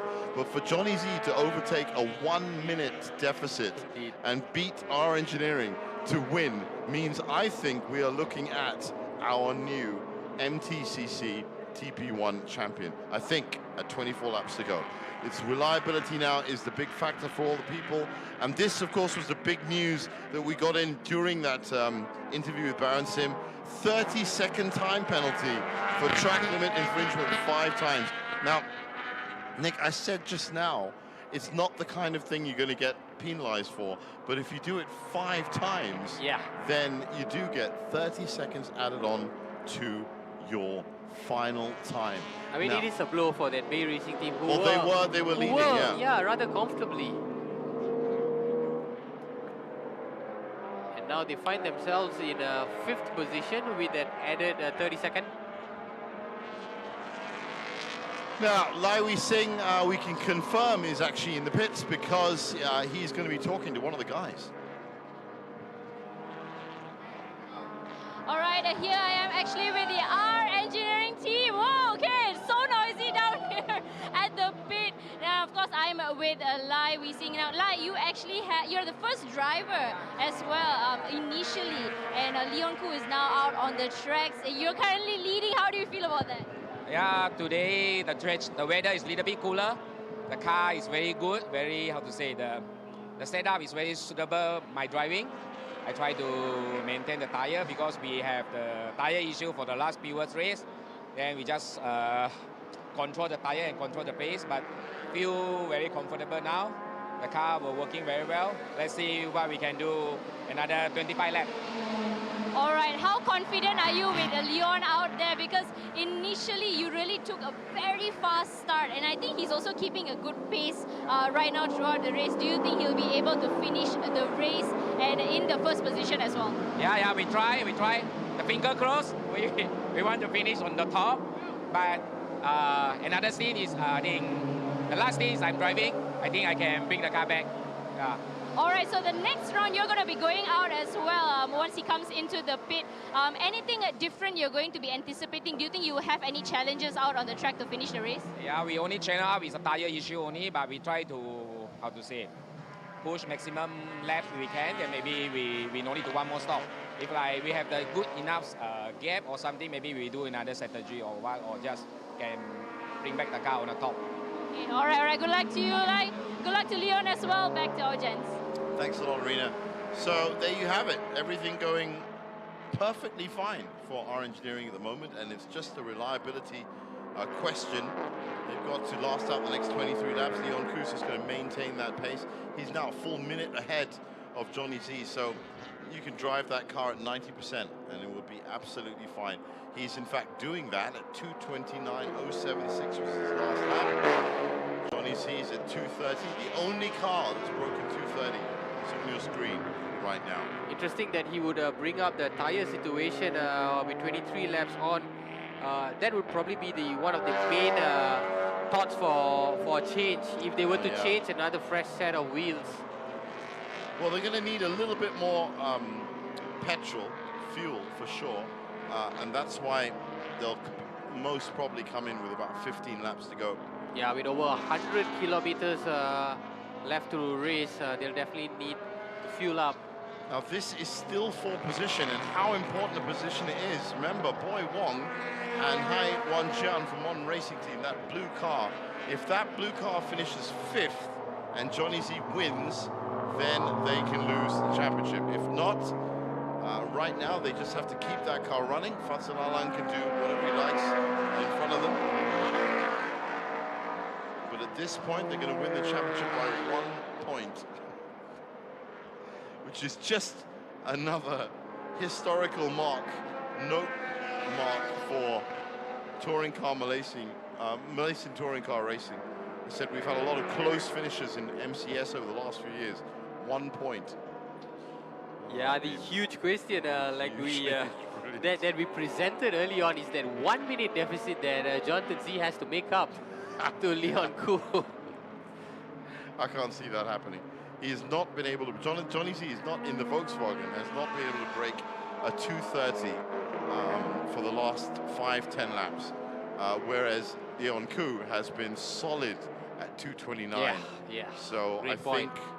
I think that is going to be the difference. He's not, right now, he's not even cutting into the lead. Yeah, Leon Koo has been 2 seconds faster. I think it has been consistently faster. Consistently faster for the last 5 or 6 laps. So, and you just heard it from Lai Wei Sing, the car is running beautifully. So unless Johnny Z finds some kind of burst of energy, and I'm talking nuclear or nitrous from somewhere, he's not going to be cutting into that lead. What he has to look out for is that blue car behind him.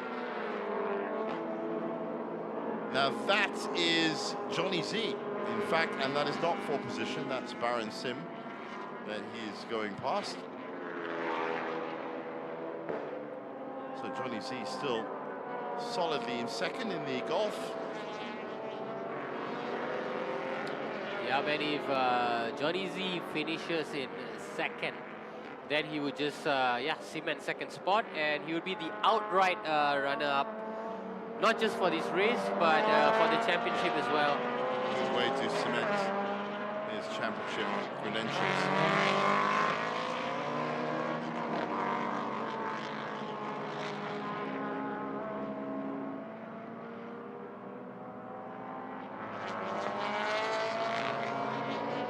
Just thinking, Fazil Alam could be the trump card here for me.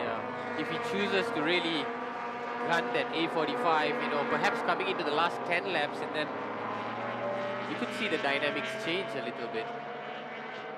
Well, we could do. So 21 laps to go. This is now going to be the same distance as a usual NTCC round.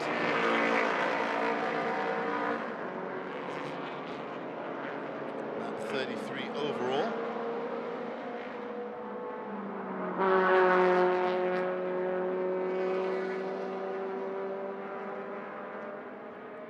Leon Koo has actually increased his advantage over Jonathan. He now trails Leon Koo, over a minute. Minute 5, in fact. Minute 5, yeah. Yeah, this has been a devastating performance by our engineering.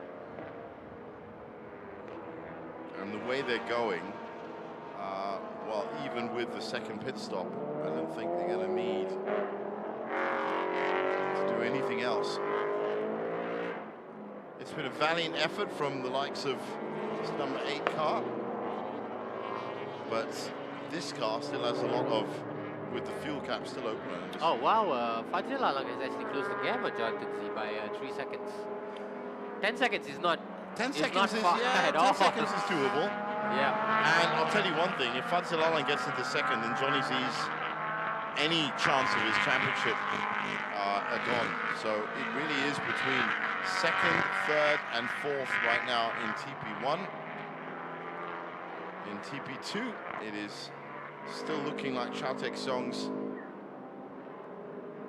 guaranteed championship. And, well, actually, hold on. Ken Urata might finish in second.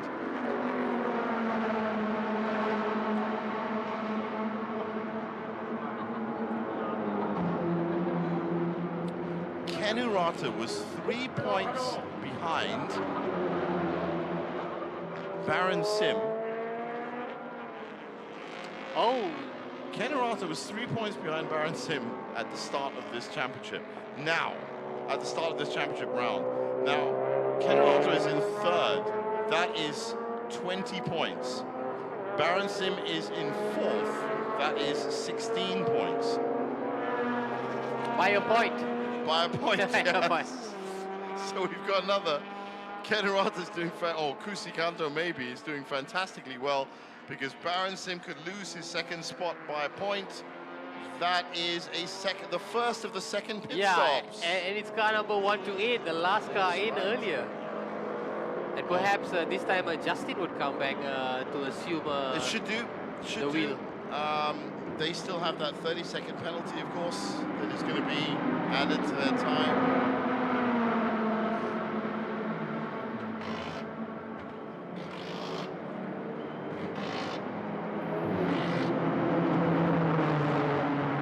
That's another car that's come in for a second pit stop. That is our engineering. So Faris Fawzi will be back and behind the wheel of that one.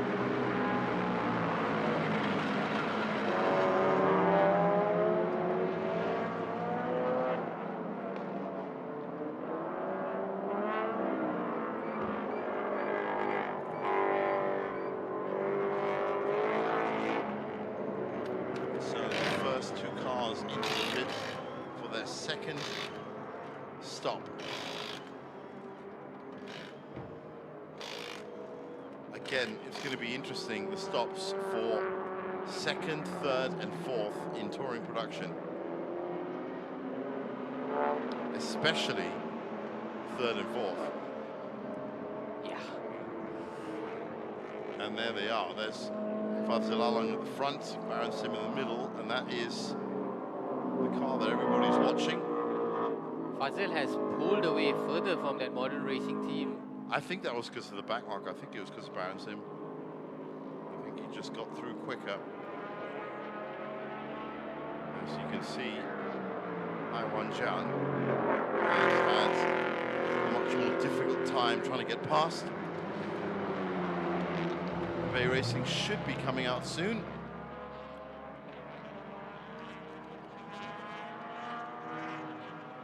Well, they've actually got another minute to go. Lots of bright sun up at turns 9 and 10, as you can see.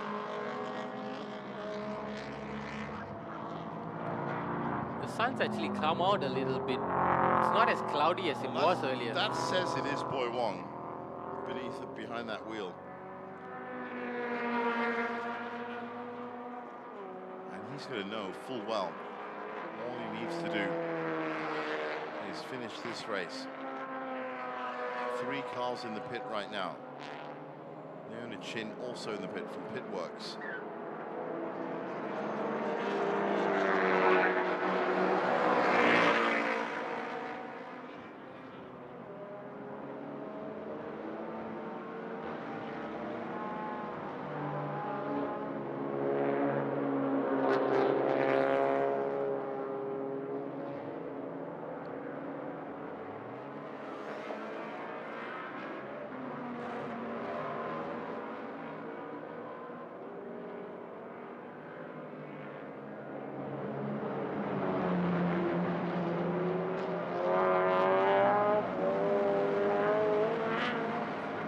Seems to have stretched out a little bit. We're not seeing that close battles that we saw earlier. No, it's all going to come down to the second pit stop now.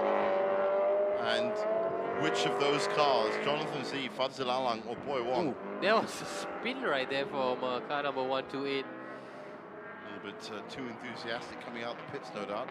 But yeah, that pit stop, Johnny Z, Fadzil Alang, and Boy Wong, that's going to be the pit stop that everybody has to deal with.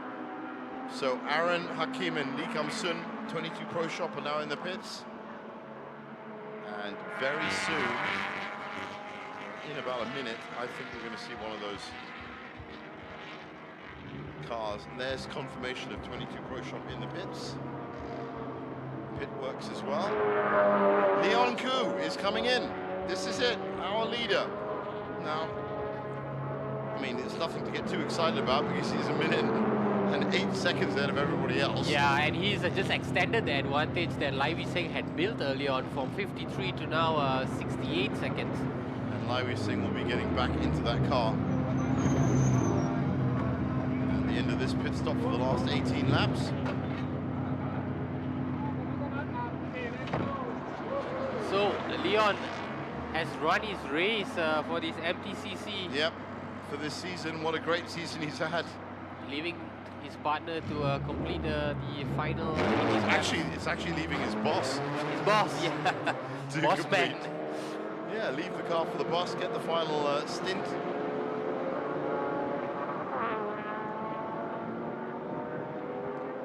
So that's one of the R Engineering cars coming out, and that should be, the way I see it now, Fariz Fauzi in there again. Yeah, Fariz Fauzi. Johnny Z staying out. And the Lee Kam Sun should be handing the car back to Aaron Hakim, which I presume they would. This is going to be interesting. Does Fadzil Alang come into the pits? Does Boy Wong come into the pits? And Jonathan Z as well. That's no. Fadzil Alang is staying out. Boy Wong is staying out. So, that is very interesting to see. Great to see fans here showing up. Oh, absolutely. Over this long weekend. It's great. The general fan engagement over the last 4 rounds has been amazing.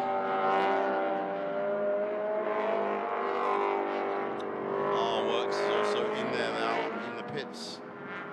So Ken Urata back behind the wheel of that, I'm sure, for the last stint.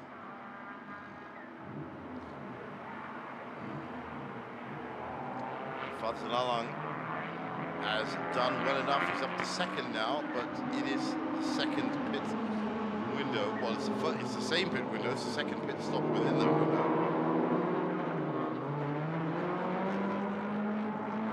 So, Lai Wei Sing gets behind the wheel of that number 65 Honda, and this could be the stint that sees him win this race.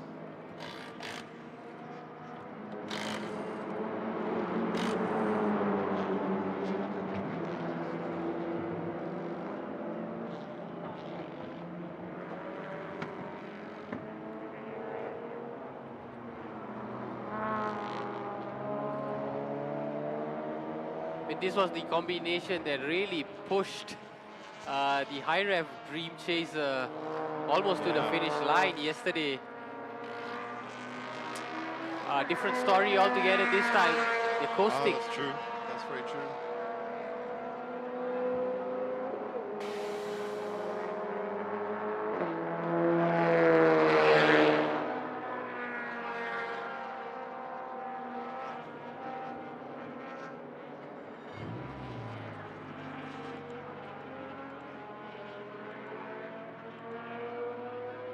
Perhaps now Jonathan Z will think about coming in. Yes, he is. He has. That's a smart play by Johnny Z.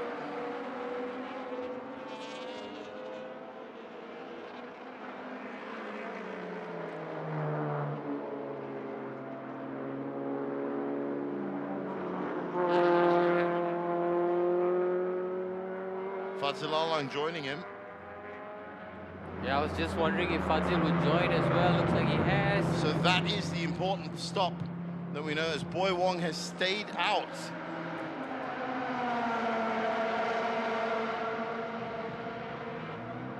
'22 Pro Shop is now leaving.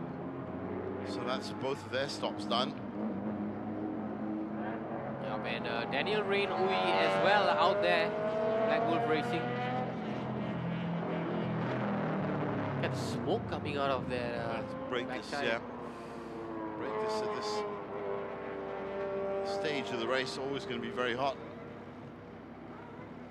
That 65 car just waiting, and that is 5 minutes on the dot, is it? 5:04 for 22 Pro Shop. So this, we presume, is back to Aaron Hakim behind the wheel. So it starts up the 65 car for what should be the last 17 laps of its season. Nice and slow exit out of the pit lane. Is there going to be any twist in the tail?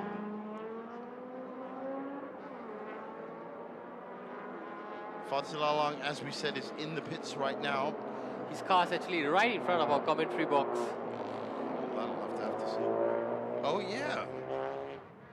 So we're looking directly down on that car, and the fueling has just been finished.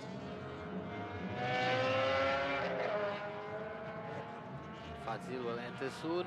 I noticed that they've put the fuel cap on this time. Changing going tires on now, yeah. Very strict rules around. Well, you can see it there. So we are just above that car on your screen.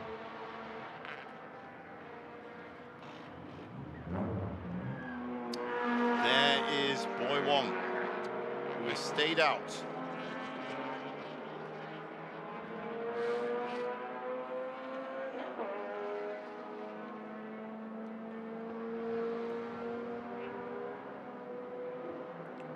So Fadzil Alang, another 2.5 minutes on his stop.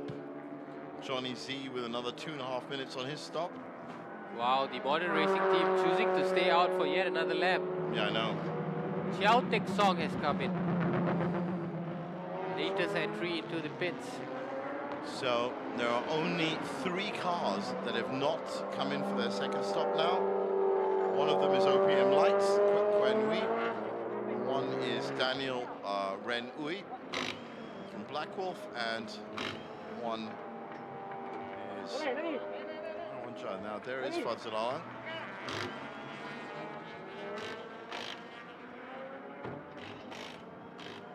It's changing the tires on the driver's side. That would complete.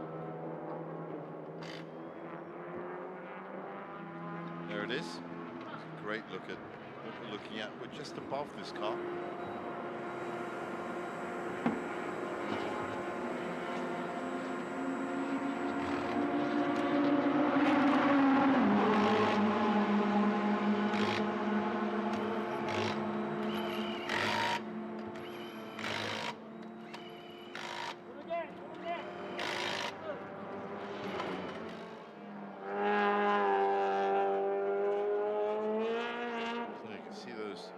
Being bolted on. There's the Black Wolf Racing team, still yet to come in for their second stop.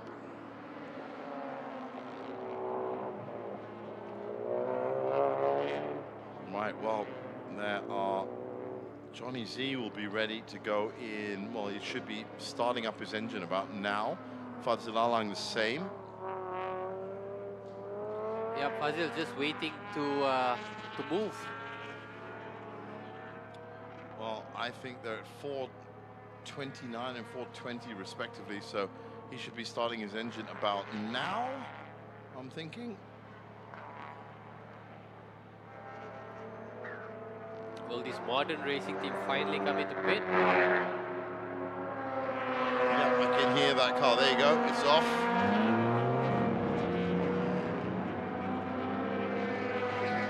So both stops done for Johnny Z. Both stops done for Fadzil Alang. Just Black Wolf and Boy Wong, Modern Racing Team. Well, Modern Racing Team now coming in for their stop. Stayed out a bit longer.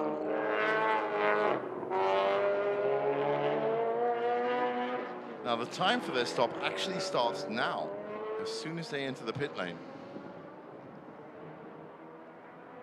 Maybe they did it because they just want a nice clear piece of pit real estate.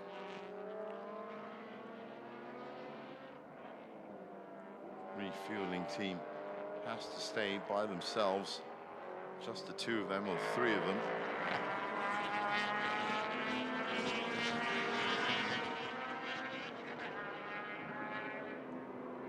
And meanwhile, Lai Singh and his very successful R engineering team are putting in the hard yards.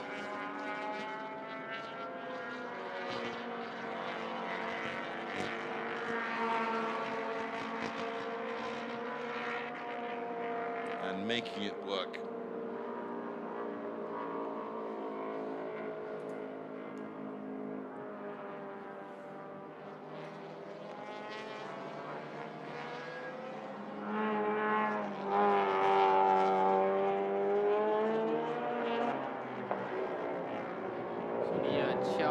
Song and also then Modern Racing team currently in pit. It's a fairly vacant pit. It is. It's a pretty empty pit, and that's why I said that maybe that's why they came in late. Because they just didn't want to deal with all the traffic and the hustle from having so many cars in the pits. Wasn't that key a strategy anyway? But Black Wolf is the last team now, essentially, or OPM Light as well, and have yet to come in.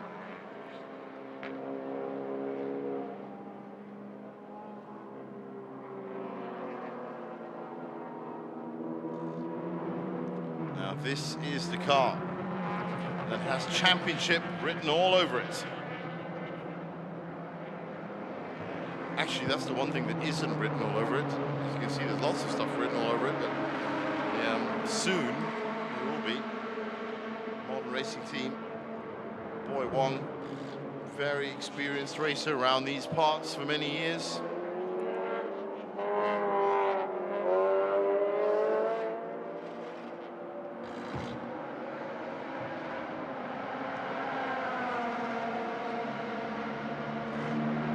So this car is about 2 minutes away from leaving the pits.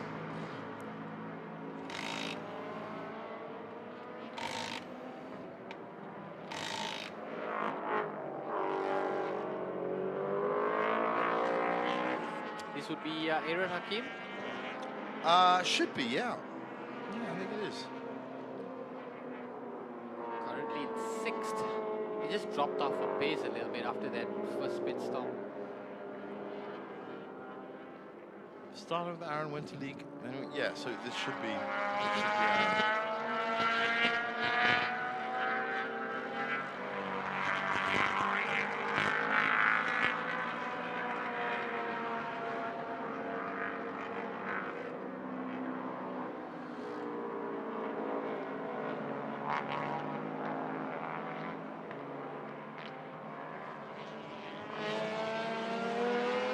So Black will finally make it into the pit. So now just one car that is yet to make a pit stop, and that's OPM Lights Scuba Racing.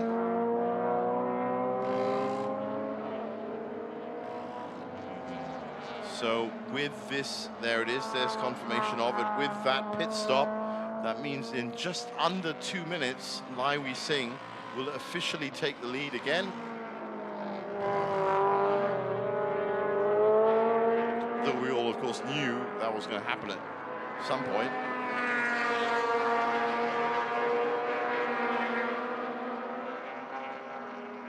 But there is a very fine line between what you expect and what ultimately happens.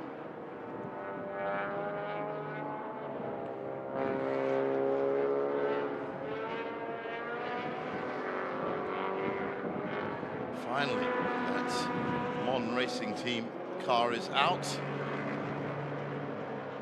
So full pit stops completed for that car that is championship elect. So if it was Boy Wong earlier in the car, then it should be back to Hai Wan Jan. Should be Hai Wan Jan Yao.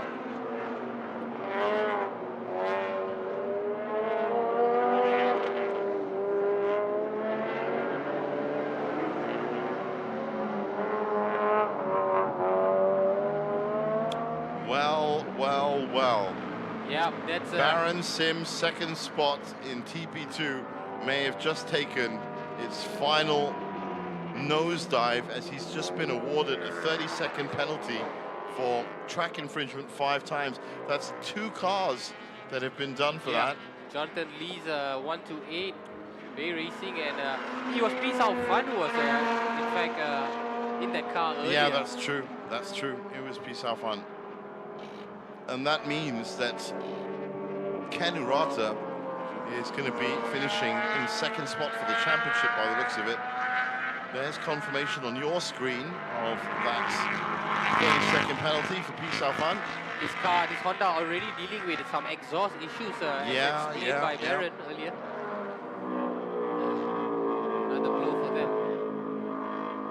Yes, it really is. So Kwek Kianwi has finally come in for that last, there you go, Scuba 91. Just came past our commentary box. So all cars have now completed that required second stop.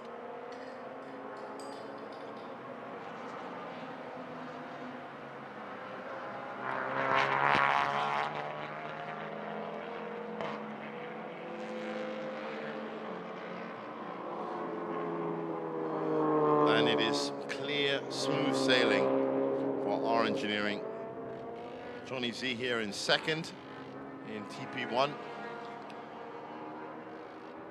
Yeah, but our top 2 have just been undisturbed in their quest to land on the podium. So Johnny Z should, by going past the line here, take second spot again.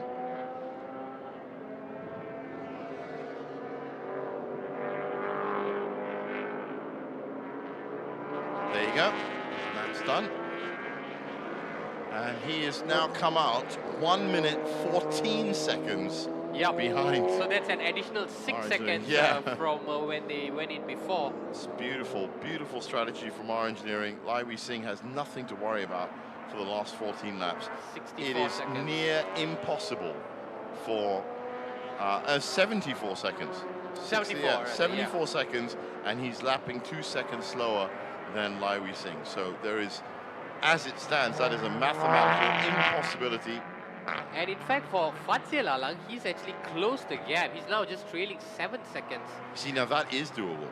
Yeah, he might. And he's lapping faster as well by a second.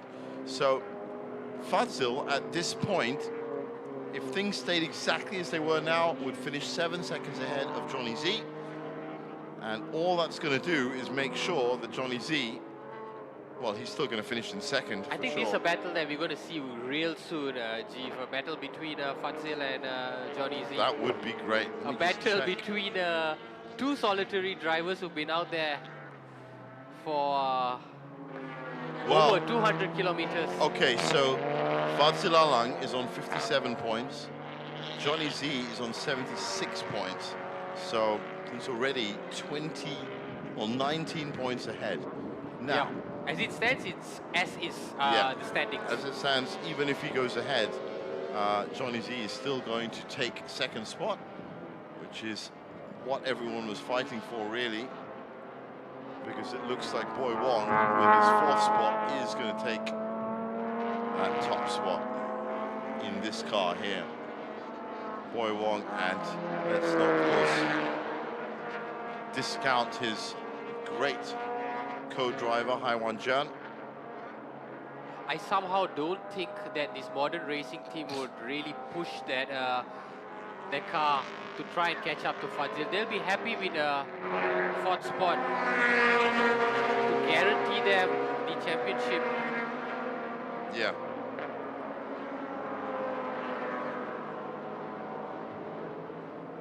As long as the R engineering team finishes on top, Boy Wong would be guaranteed the championship. Yeah, that's right, and that looks like it's gonna happen with a 1:15 lead. That looks like Chow Tek Song in the background.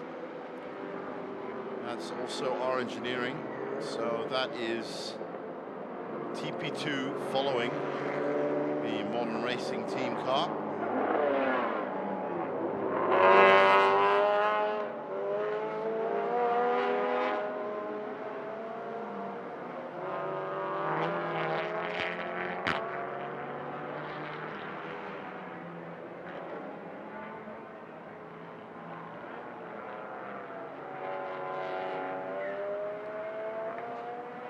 mean, we've seen some great battles between Boy Wong and Fadzil especially. I remember, I think it was in round 2 where Fadzil made a magical move on the final turn Yeah, that's to right. steal the top spot.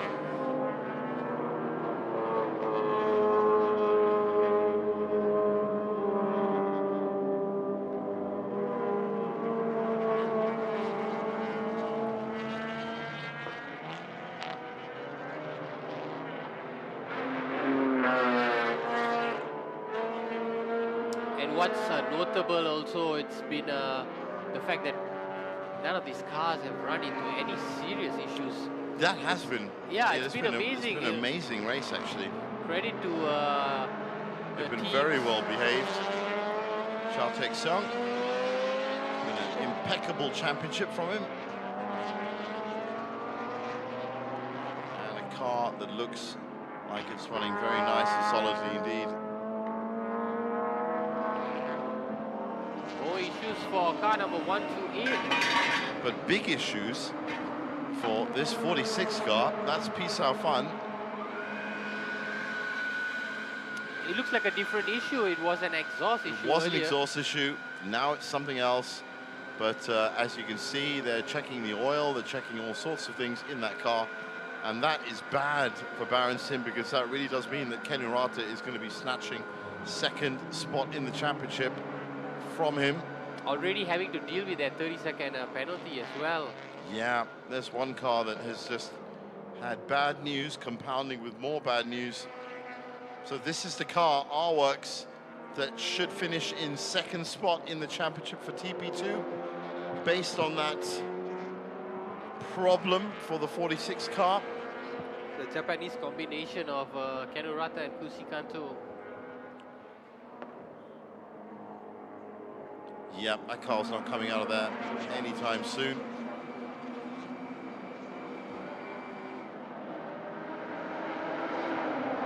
And what's more worrying is they're looking for the problem still. Yeah. They're not, you know, addressing it. They're not fixing the car. And the driver, Pisao Fan, reluctantly gets out. That car looks like it is toast. 12 laps to go now for our engineering.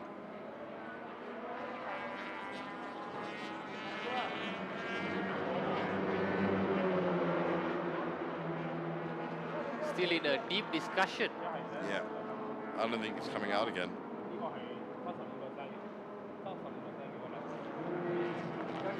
Tough break, tough loss. And that was actually Baron Sim in the car. Unless Baron Sim was waiting to get in. Perhaps he was he gave the wheel back to He Baron could have, Sim. yeah, but that's not happening anymore.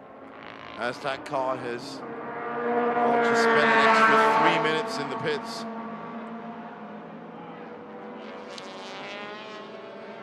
Lai Wei Sing on his 43rd lap now.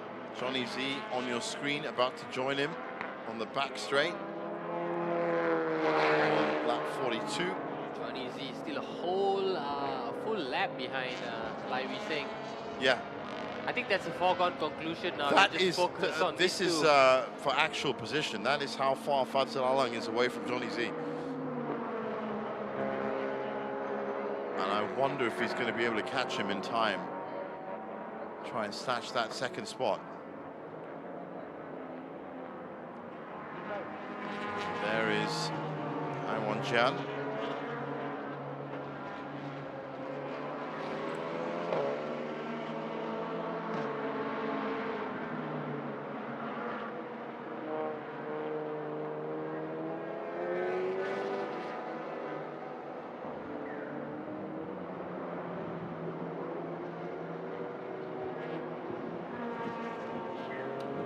And despite having such a healthy advantage, it is Lai Wei Sing that has clocked the fastest lap time. Wow. Not taking anything for granted. Yeah, 2:28, 2:07. It's a long way off the 2:25 that we saw at the beginning from our engineering, but still good enough. There's 22 Pro Shop and Bay Racing. It's just been top in every single Yeah, they've been masterclass today. Fastest lap time. Doing fastest lap time, best strategy, leading from start to finish. Ticked every single box. I've never had an issue.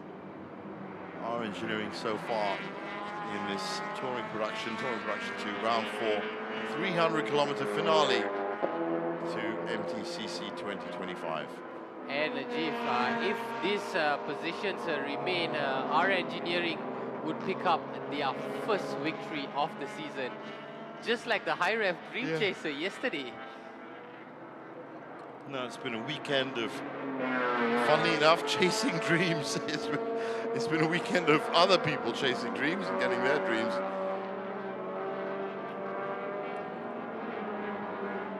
I think this victory has been coming for the R engineering. Yeah.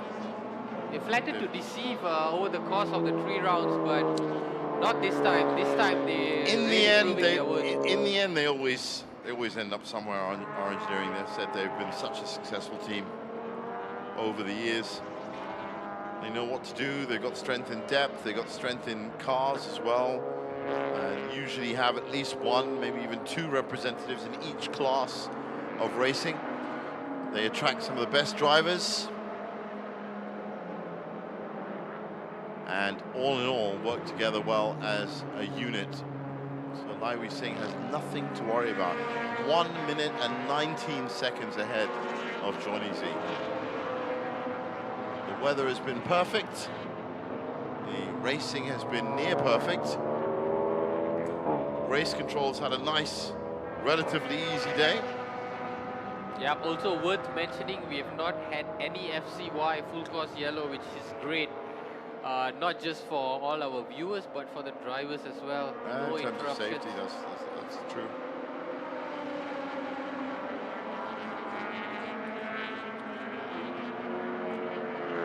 So, rounds turn 15, and it will be 10 laps to go.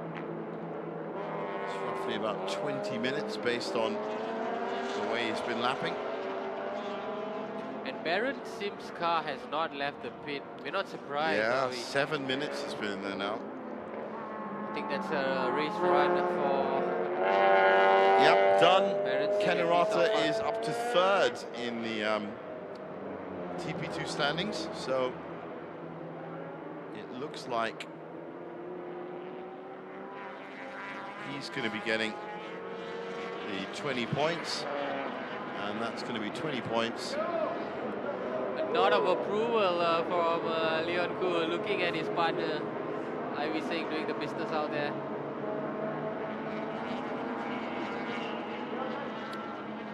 Yep, 20 points. We'll see Kennerata go up to 68 points, leaving the privateer team of Baron Sim at 51.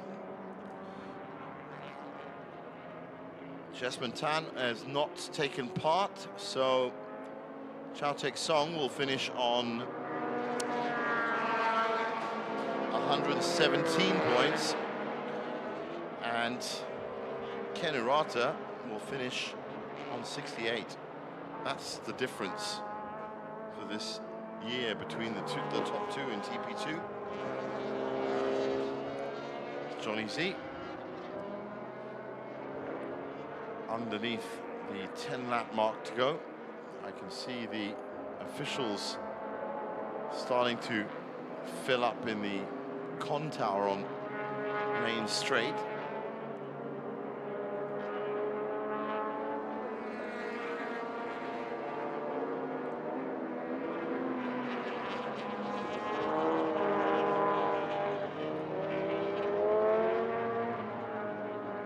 Well, Fadzelalang has at least managed to keep this car going. That's been a big story throughout the season. Yep. He will look at this as a bit of a result. Yeah, definitely. Really has been up and down all year long. Currently in 3rd, and he's now 10 seconds behind Johnny Z. So Johnny has been keeping that lead nice and constant.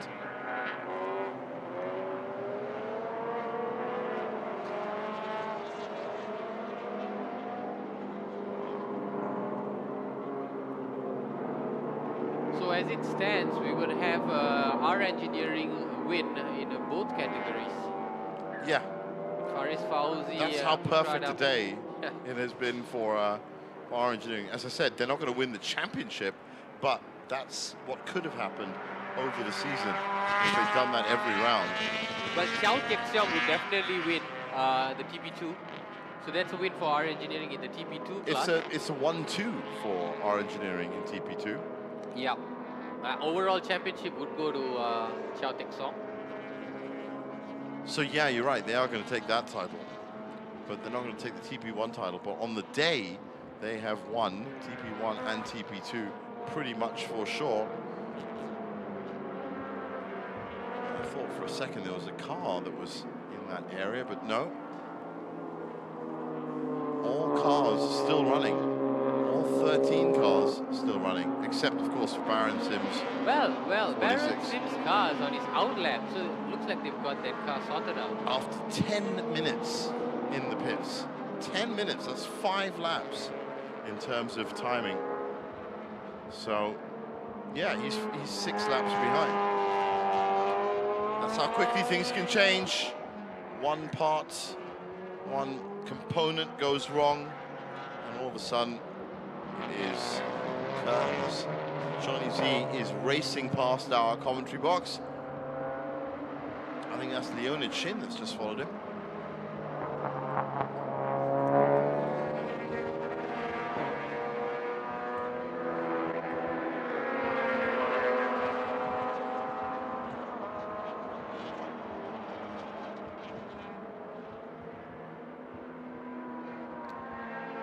There we have Baron Sims' car in view, just gingerly making its way.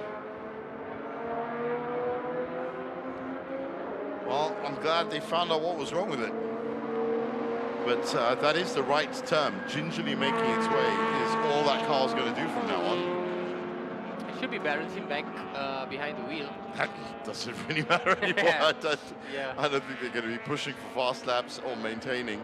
As Xiao Texiong and Ken Urata, who are at this rate going to be the top 2 in TP2.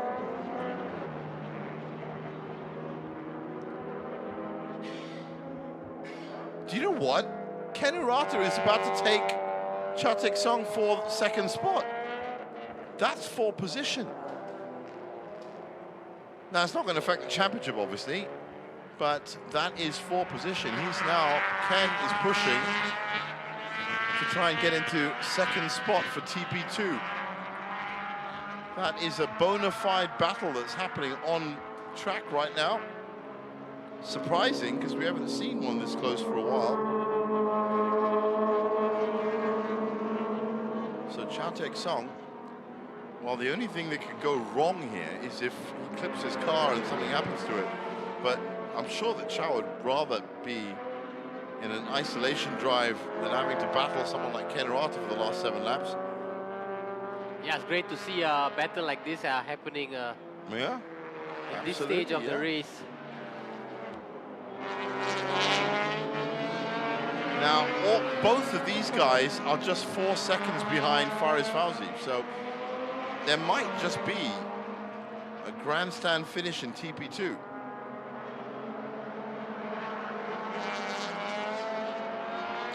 But let's just clear the air and make sure that we understand that Xiao Texiong is so far ahead in championship standings that it's not going to affect the title, but it is going to affect. This is the current leader in TP2.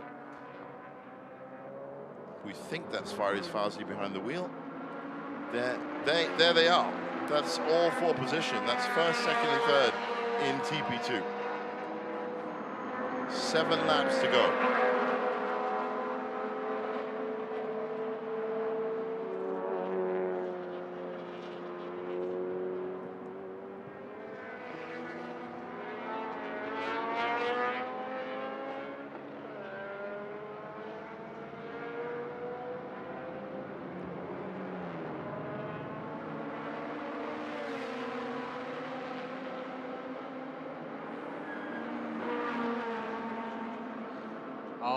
Baron Sims' car. Yeah, that car is, they tried, but it has not worked.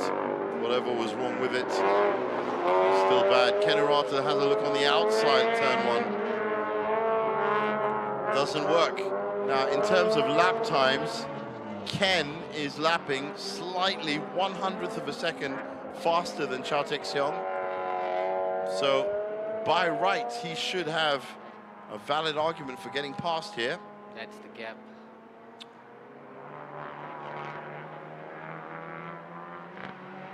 Ken has a look on the inside of turn 4. I mean, despite Altili, oh, what's going on here? This is our leader. engineering that have come in for a tyre stop. Pit window has closed. The pit window has closed, and they're putting tyres on there. So it's the third stop for them. Johnny Z, is this what you've been waiting for? Down, remember, it was 2 compulsory stops, so they can make a third stop. But this, I think, is going to make it very interesting because that's just taken a minute off the lead. Yeah, indeed. So Johnny Z is now heading for the back straight. There is Johnny Z. There is Lai Wei Sing. We're expecting, we didn't see a driver change. This is for the lead. And this is going to be a grandstand finish. Wow. As we have it. I really thought Touring Production 1 was done and dusted, but now Johnny Z has every chance in the world to try and go for the win.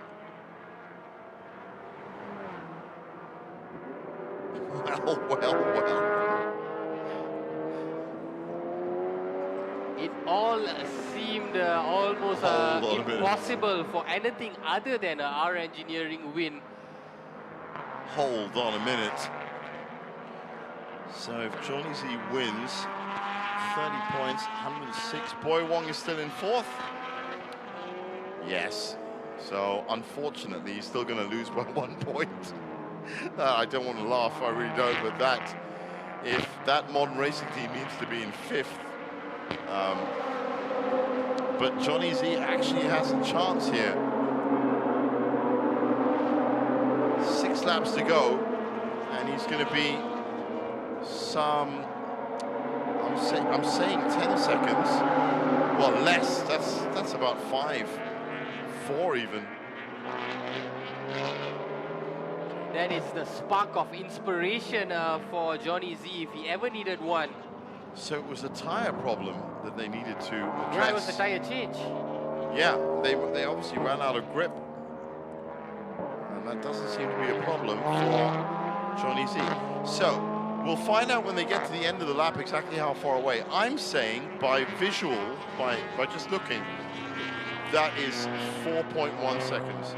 Oh, that's so accurate, 4.1. I'm just saying, I think that's 4.1. If I'm right, I want you to remember this day. I'll buy you Burger King. I'll buy you I want you to remember this day at time if I'm right. We're going to find out in just about 30 seconds. I think that's 4.1. I think it's slightly more than 4.1. I would say 5. Well, here we go.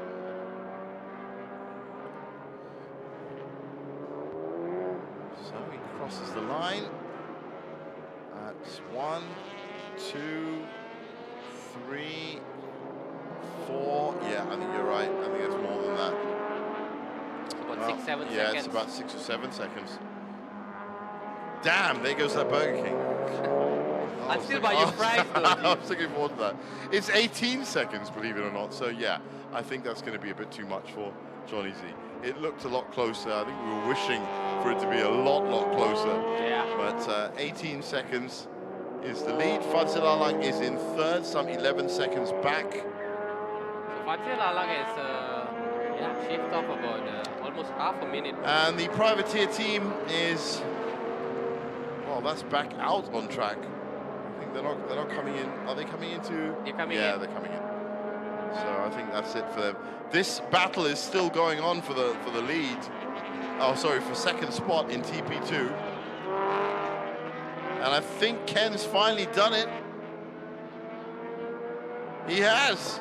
No, it's the switchback. So evenly matched. they're side by side. Absolutely nothing. This is what I mean, Nick.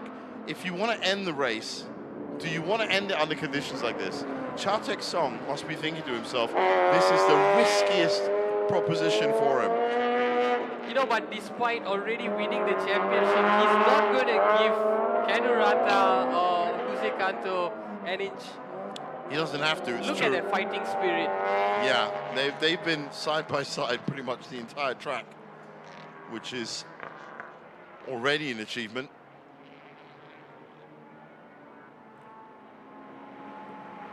But we honestly thought that Jonathan Z had closed the gap. It seemed that it looked that way. The lead that our engineering team had built was so big that they could even afford to take a tire change pit stop and still come out almost 20 seconds ahead. Yeah. So this is how close Kanurata and Chatek Song got.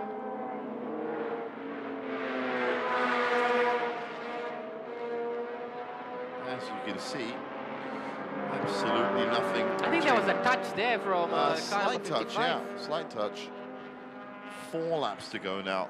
Roughly 8 minutes left in this wonderful race.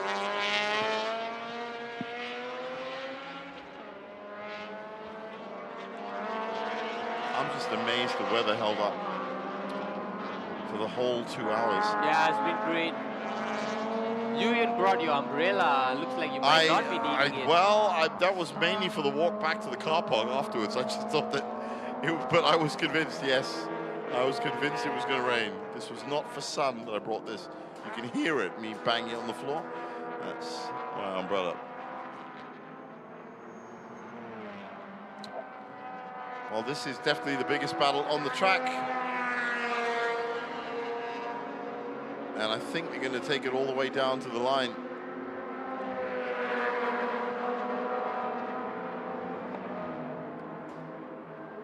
Chatek Song will have another pop here.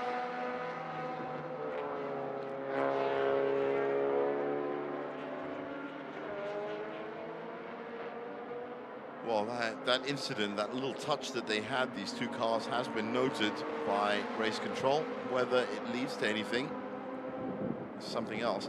Now, Boy Wong's car is actually under investigation for its pit stop. Now that's interesting, because Boy Wong is currently hanging on to the championship in 4th spot. If he gets a 30-second penalty, then 22 Pro Shop will go up into 4th. He'll go down into 5th, and that could really affect the championship. Interesting. Yeah, very, very interesting. Johnny Z still has a chance at winning this championship, and it might come down to regulations.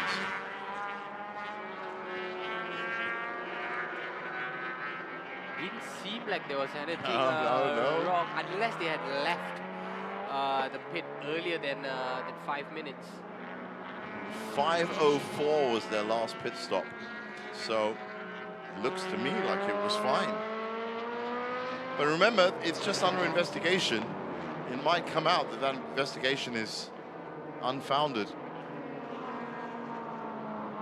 But I think if Johnny Z finishes in 2nd and Boy Wong finishes in 5th, then that might just tip him over and give him the championship. Chatek Song, as we said, guaranteed of his championship. And our engineering guaranteed of this win on the day. As we said yesterday, it might change overnight. It might change an hour after the race, based on adjudications, infringements, and penalties. Sometimes it's decided even before prize giving. That's It if might the decision is clear cut. Yeah, it might be. Like yesterday's 18-second Yep, penalty. that's right. That was added on. Bay Yeah, that was Racing gracefully took their 2nd spot on the podium. Johnny Z at turn 5.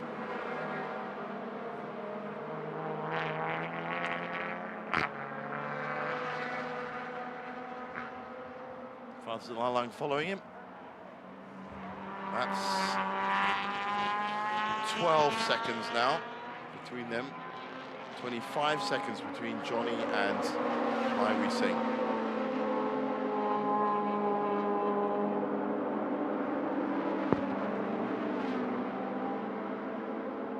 Jonathan Z has actually increased the lead over Fazil Alang. Yeah. It was 7 seconds early on. So that's not going to be a battle anymore. Well, for Fazil, I think just finishing the race is a success. Ahead of S1K, yeah, sure. Yeah. Sure, that car's going to be making an appearance in November. And to find himself on the podium once again is definitely a morale boost.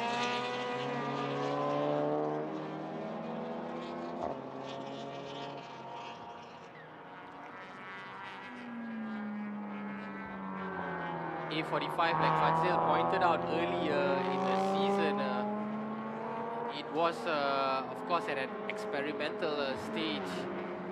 And I think it was an R&D throughout the season. Throughout the season. Perhaps finally they've got it right because the car seems to be, Looks operating at an optimal. And perhaps this A45 is built more towards a sprint race. It might do. As I said it at the beginning of this race as well. If that car works, then it really works. If anything goes wrong, then it really goes wrong. But today, it's definitely worked. It just hasn't had that straight up speed that our engineering has had across the board. And that's why it is 30 seconds. And let's face it, our engineering chose to take that pit stop, that third pit stop. It should really be 1:30. They knew they had the time. 2 laps to go in this epic finale race. Interesting turn of developments. Team manager of car number 21 to report to race control immediately. Wow. There is some investigation going on into that modern racing team car.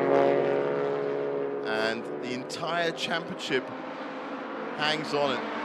Whatever penalty they might get. They might have just lost the championship through regulations in the last 5 laps of the season. We should get a wording if race control wants to see them now. Maybe. It could be a case of race control saying it's all good. Nothing to worry about. I don't think it is. I think if they're not going to call you into the race control office to tell you, hey man, we just wanted to see how you're doing, everything's all right. You good? Yeah. No, I think something's going to come of that. So, but then I'm the guy that brought an umbrella today, so I'm the cautious one. Modern racing team may have something to worry about. They may have something to worry about, but if it is a 30-second penalty or more added to their time, then 22 Pro Shop, who are 9 seconds behind them, will finish in 4th. And that drop down in points might be all that Jonathan Z needs. Maybe. Yeah, it's really worth doing the number crunching for. For me, that's too much number crunching for my old aging brain. All I can say is that it does make valid sense. So this is how it would work. The 21 car modern racing team, as we enter the last lap now. Modern racing team gets 4th place, but gets a 30-second penalty, say. That 30-second penalty pushes it down to 5th, and Johnny Z finishes in 2nd. Johnny Z will get, of course, 24 points for finishing 2nd. Boy Wong and Haiwan Jian will get, let's see, for 5th you would get 6, you get 12 points. Yeah, 12 points.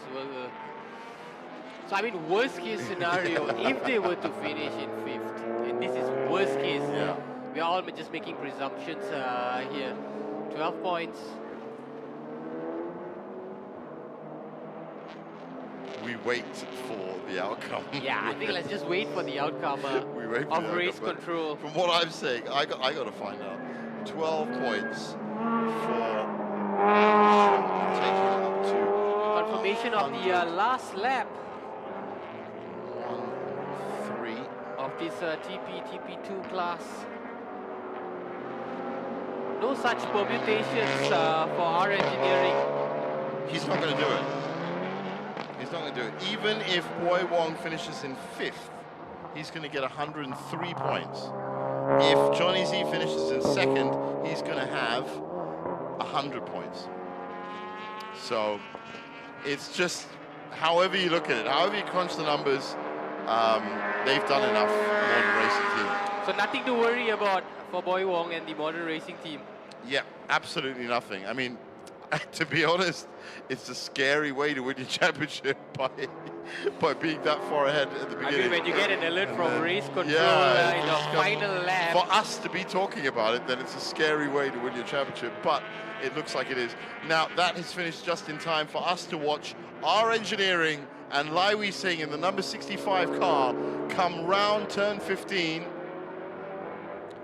and take the checkered flag. There it is. Fantastic performance from our engineering and Lai Wei Sing.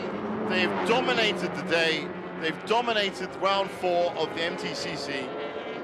And they're going to win a championship, but not this TP1. That's going to be TP2. Johnny Z is now on the back street and is coming in to finish 2nd. Yes, it will be Johnny Z's 3rd consecutive runner-up finish. So now, Johnny Z has done the best he can by at least being on the podium. It really is going to be a miracle if he's going to overturn the championship standings, but he's put in a good effort, and that's all we can ask. Funnily enough, that privateer car actually managed to make it across the line. It's limping. It's not done yet. I don't think it's the last lap for that car. Yeah, for that, I think that car's got another... confirmation, 30 seconds, G, for... It was a 30-second penalty. Yeah. So I think, personally, that they've still won the championship. But let's find out. It's going to be very, very close. 30-second added total time. See, I told you, Nick, it wasn't just to say hi. They don't just call you in just to say hi. They call you in just to say hi. And oh, by the way, before you leave, we're going to add 30 seconds to your race because of what you did. Yeah. They will give you the verdict before you leave. Thanks for coming. So the team managers and the team members are all on the front straight. We can see them. And what a win it will be for this R-Works Rios car number 55. Kenny Rotter has done it. Has he won it? He's almost there. Oh my God, he's actually won it. Well, what happened to Faris Fauzi and Putra Adam? Kenny Rotter has come through. Yeah, Faris Fauzi, Putra Adam have fallen down suddenly, the back. They've fallen. So Kenny Rotter, by doing that, has guaranteed taken second spot in TP2. That's amazing. That's really, really well done. So we've got our top 2 and our top 3, in fact, for both of our categories. And Lai Wei Sing is just nursing that car back into Parc Fermé. What a win it is for this R Engineering team. Yesterday did so well in the MTC as well. A podium finish for them, and today top of the podium. Absolutely. They have done very well indeed. I mean, we were talking about the front runners early on, before the race started. Jonathan Z, Fadzil Alang, Boy Wong, and boom. We had Leon Koo and Lai Wei Sing, who not only took the lead at the start, but... Well, they led from start to finish. That was, and I've seen that happen before with that car. That Honda Civic is really quite the performer, no matter what color they paint it. I do like this specific. Well, we should be able to see him coming in now. There he is. We can actually see our winner into Parc Fermé. Lai Wei Sing, and I'm sure he's going to be talking to Arena Romeo in just a few seconds.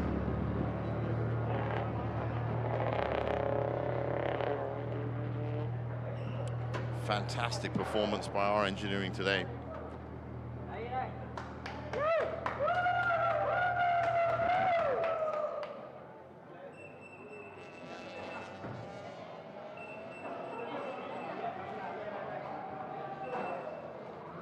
Well, that's what it's all about. And I'm sure for Lai Wei Sing, it's going to be about sponsors immediately after this. He's a busy man, being the team principal.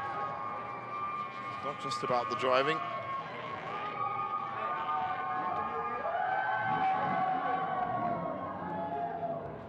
All the cars coming in now. 22 Pro Shop is in, Black Wolf is in, OPM Light is in.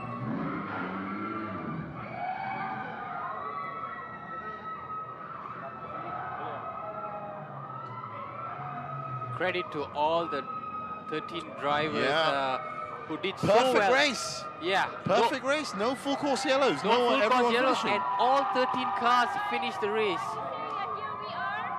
Now we are actually here with the final round champions here for the MTCC 2025 season. You're with Leon Koo as well, bringing you the end of the race. How do you feel like? I feel good. We got this car, this new car for this year. He never, how to say, win this year yet. This is the first win for this car. Yeah, we're happy because like we still many R&D need to go after 2-3 races. Now the car will be perfect. Can, how to say, can same like we are old car, about same pace now, maybe little bit faster. Then we're happy. And also we push maximum today. We see the reliability for the 300 kilometer. The result is happy.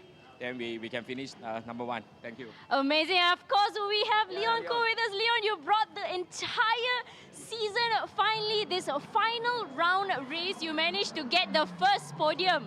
How do you feel, Leon? Very happy. Of course, it's hard work from Mr. Lai. And I just try my best. I'm still new in this racing, right? Yeah. How did you feel throughout the race? This 300 km was actually different compared to the previous races that you had.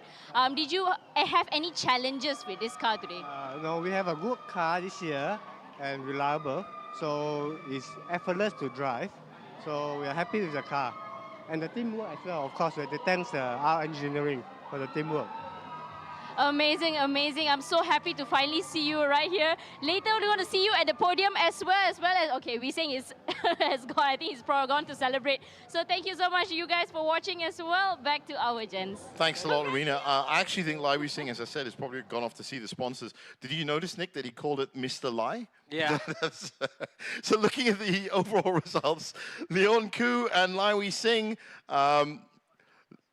Johnny Z and Fazil Alang up to 3. Wong Yu Chung, Lee Kam Sun, and Daniel Chani Walker up to 6. That's Touring Production 1.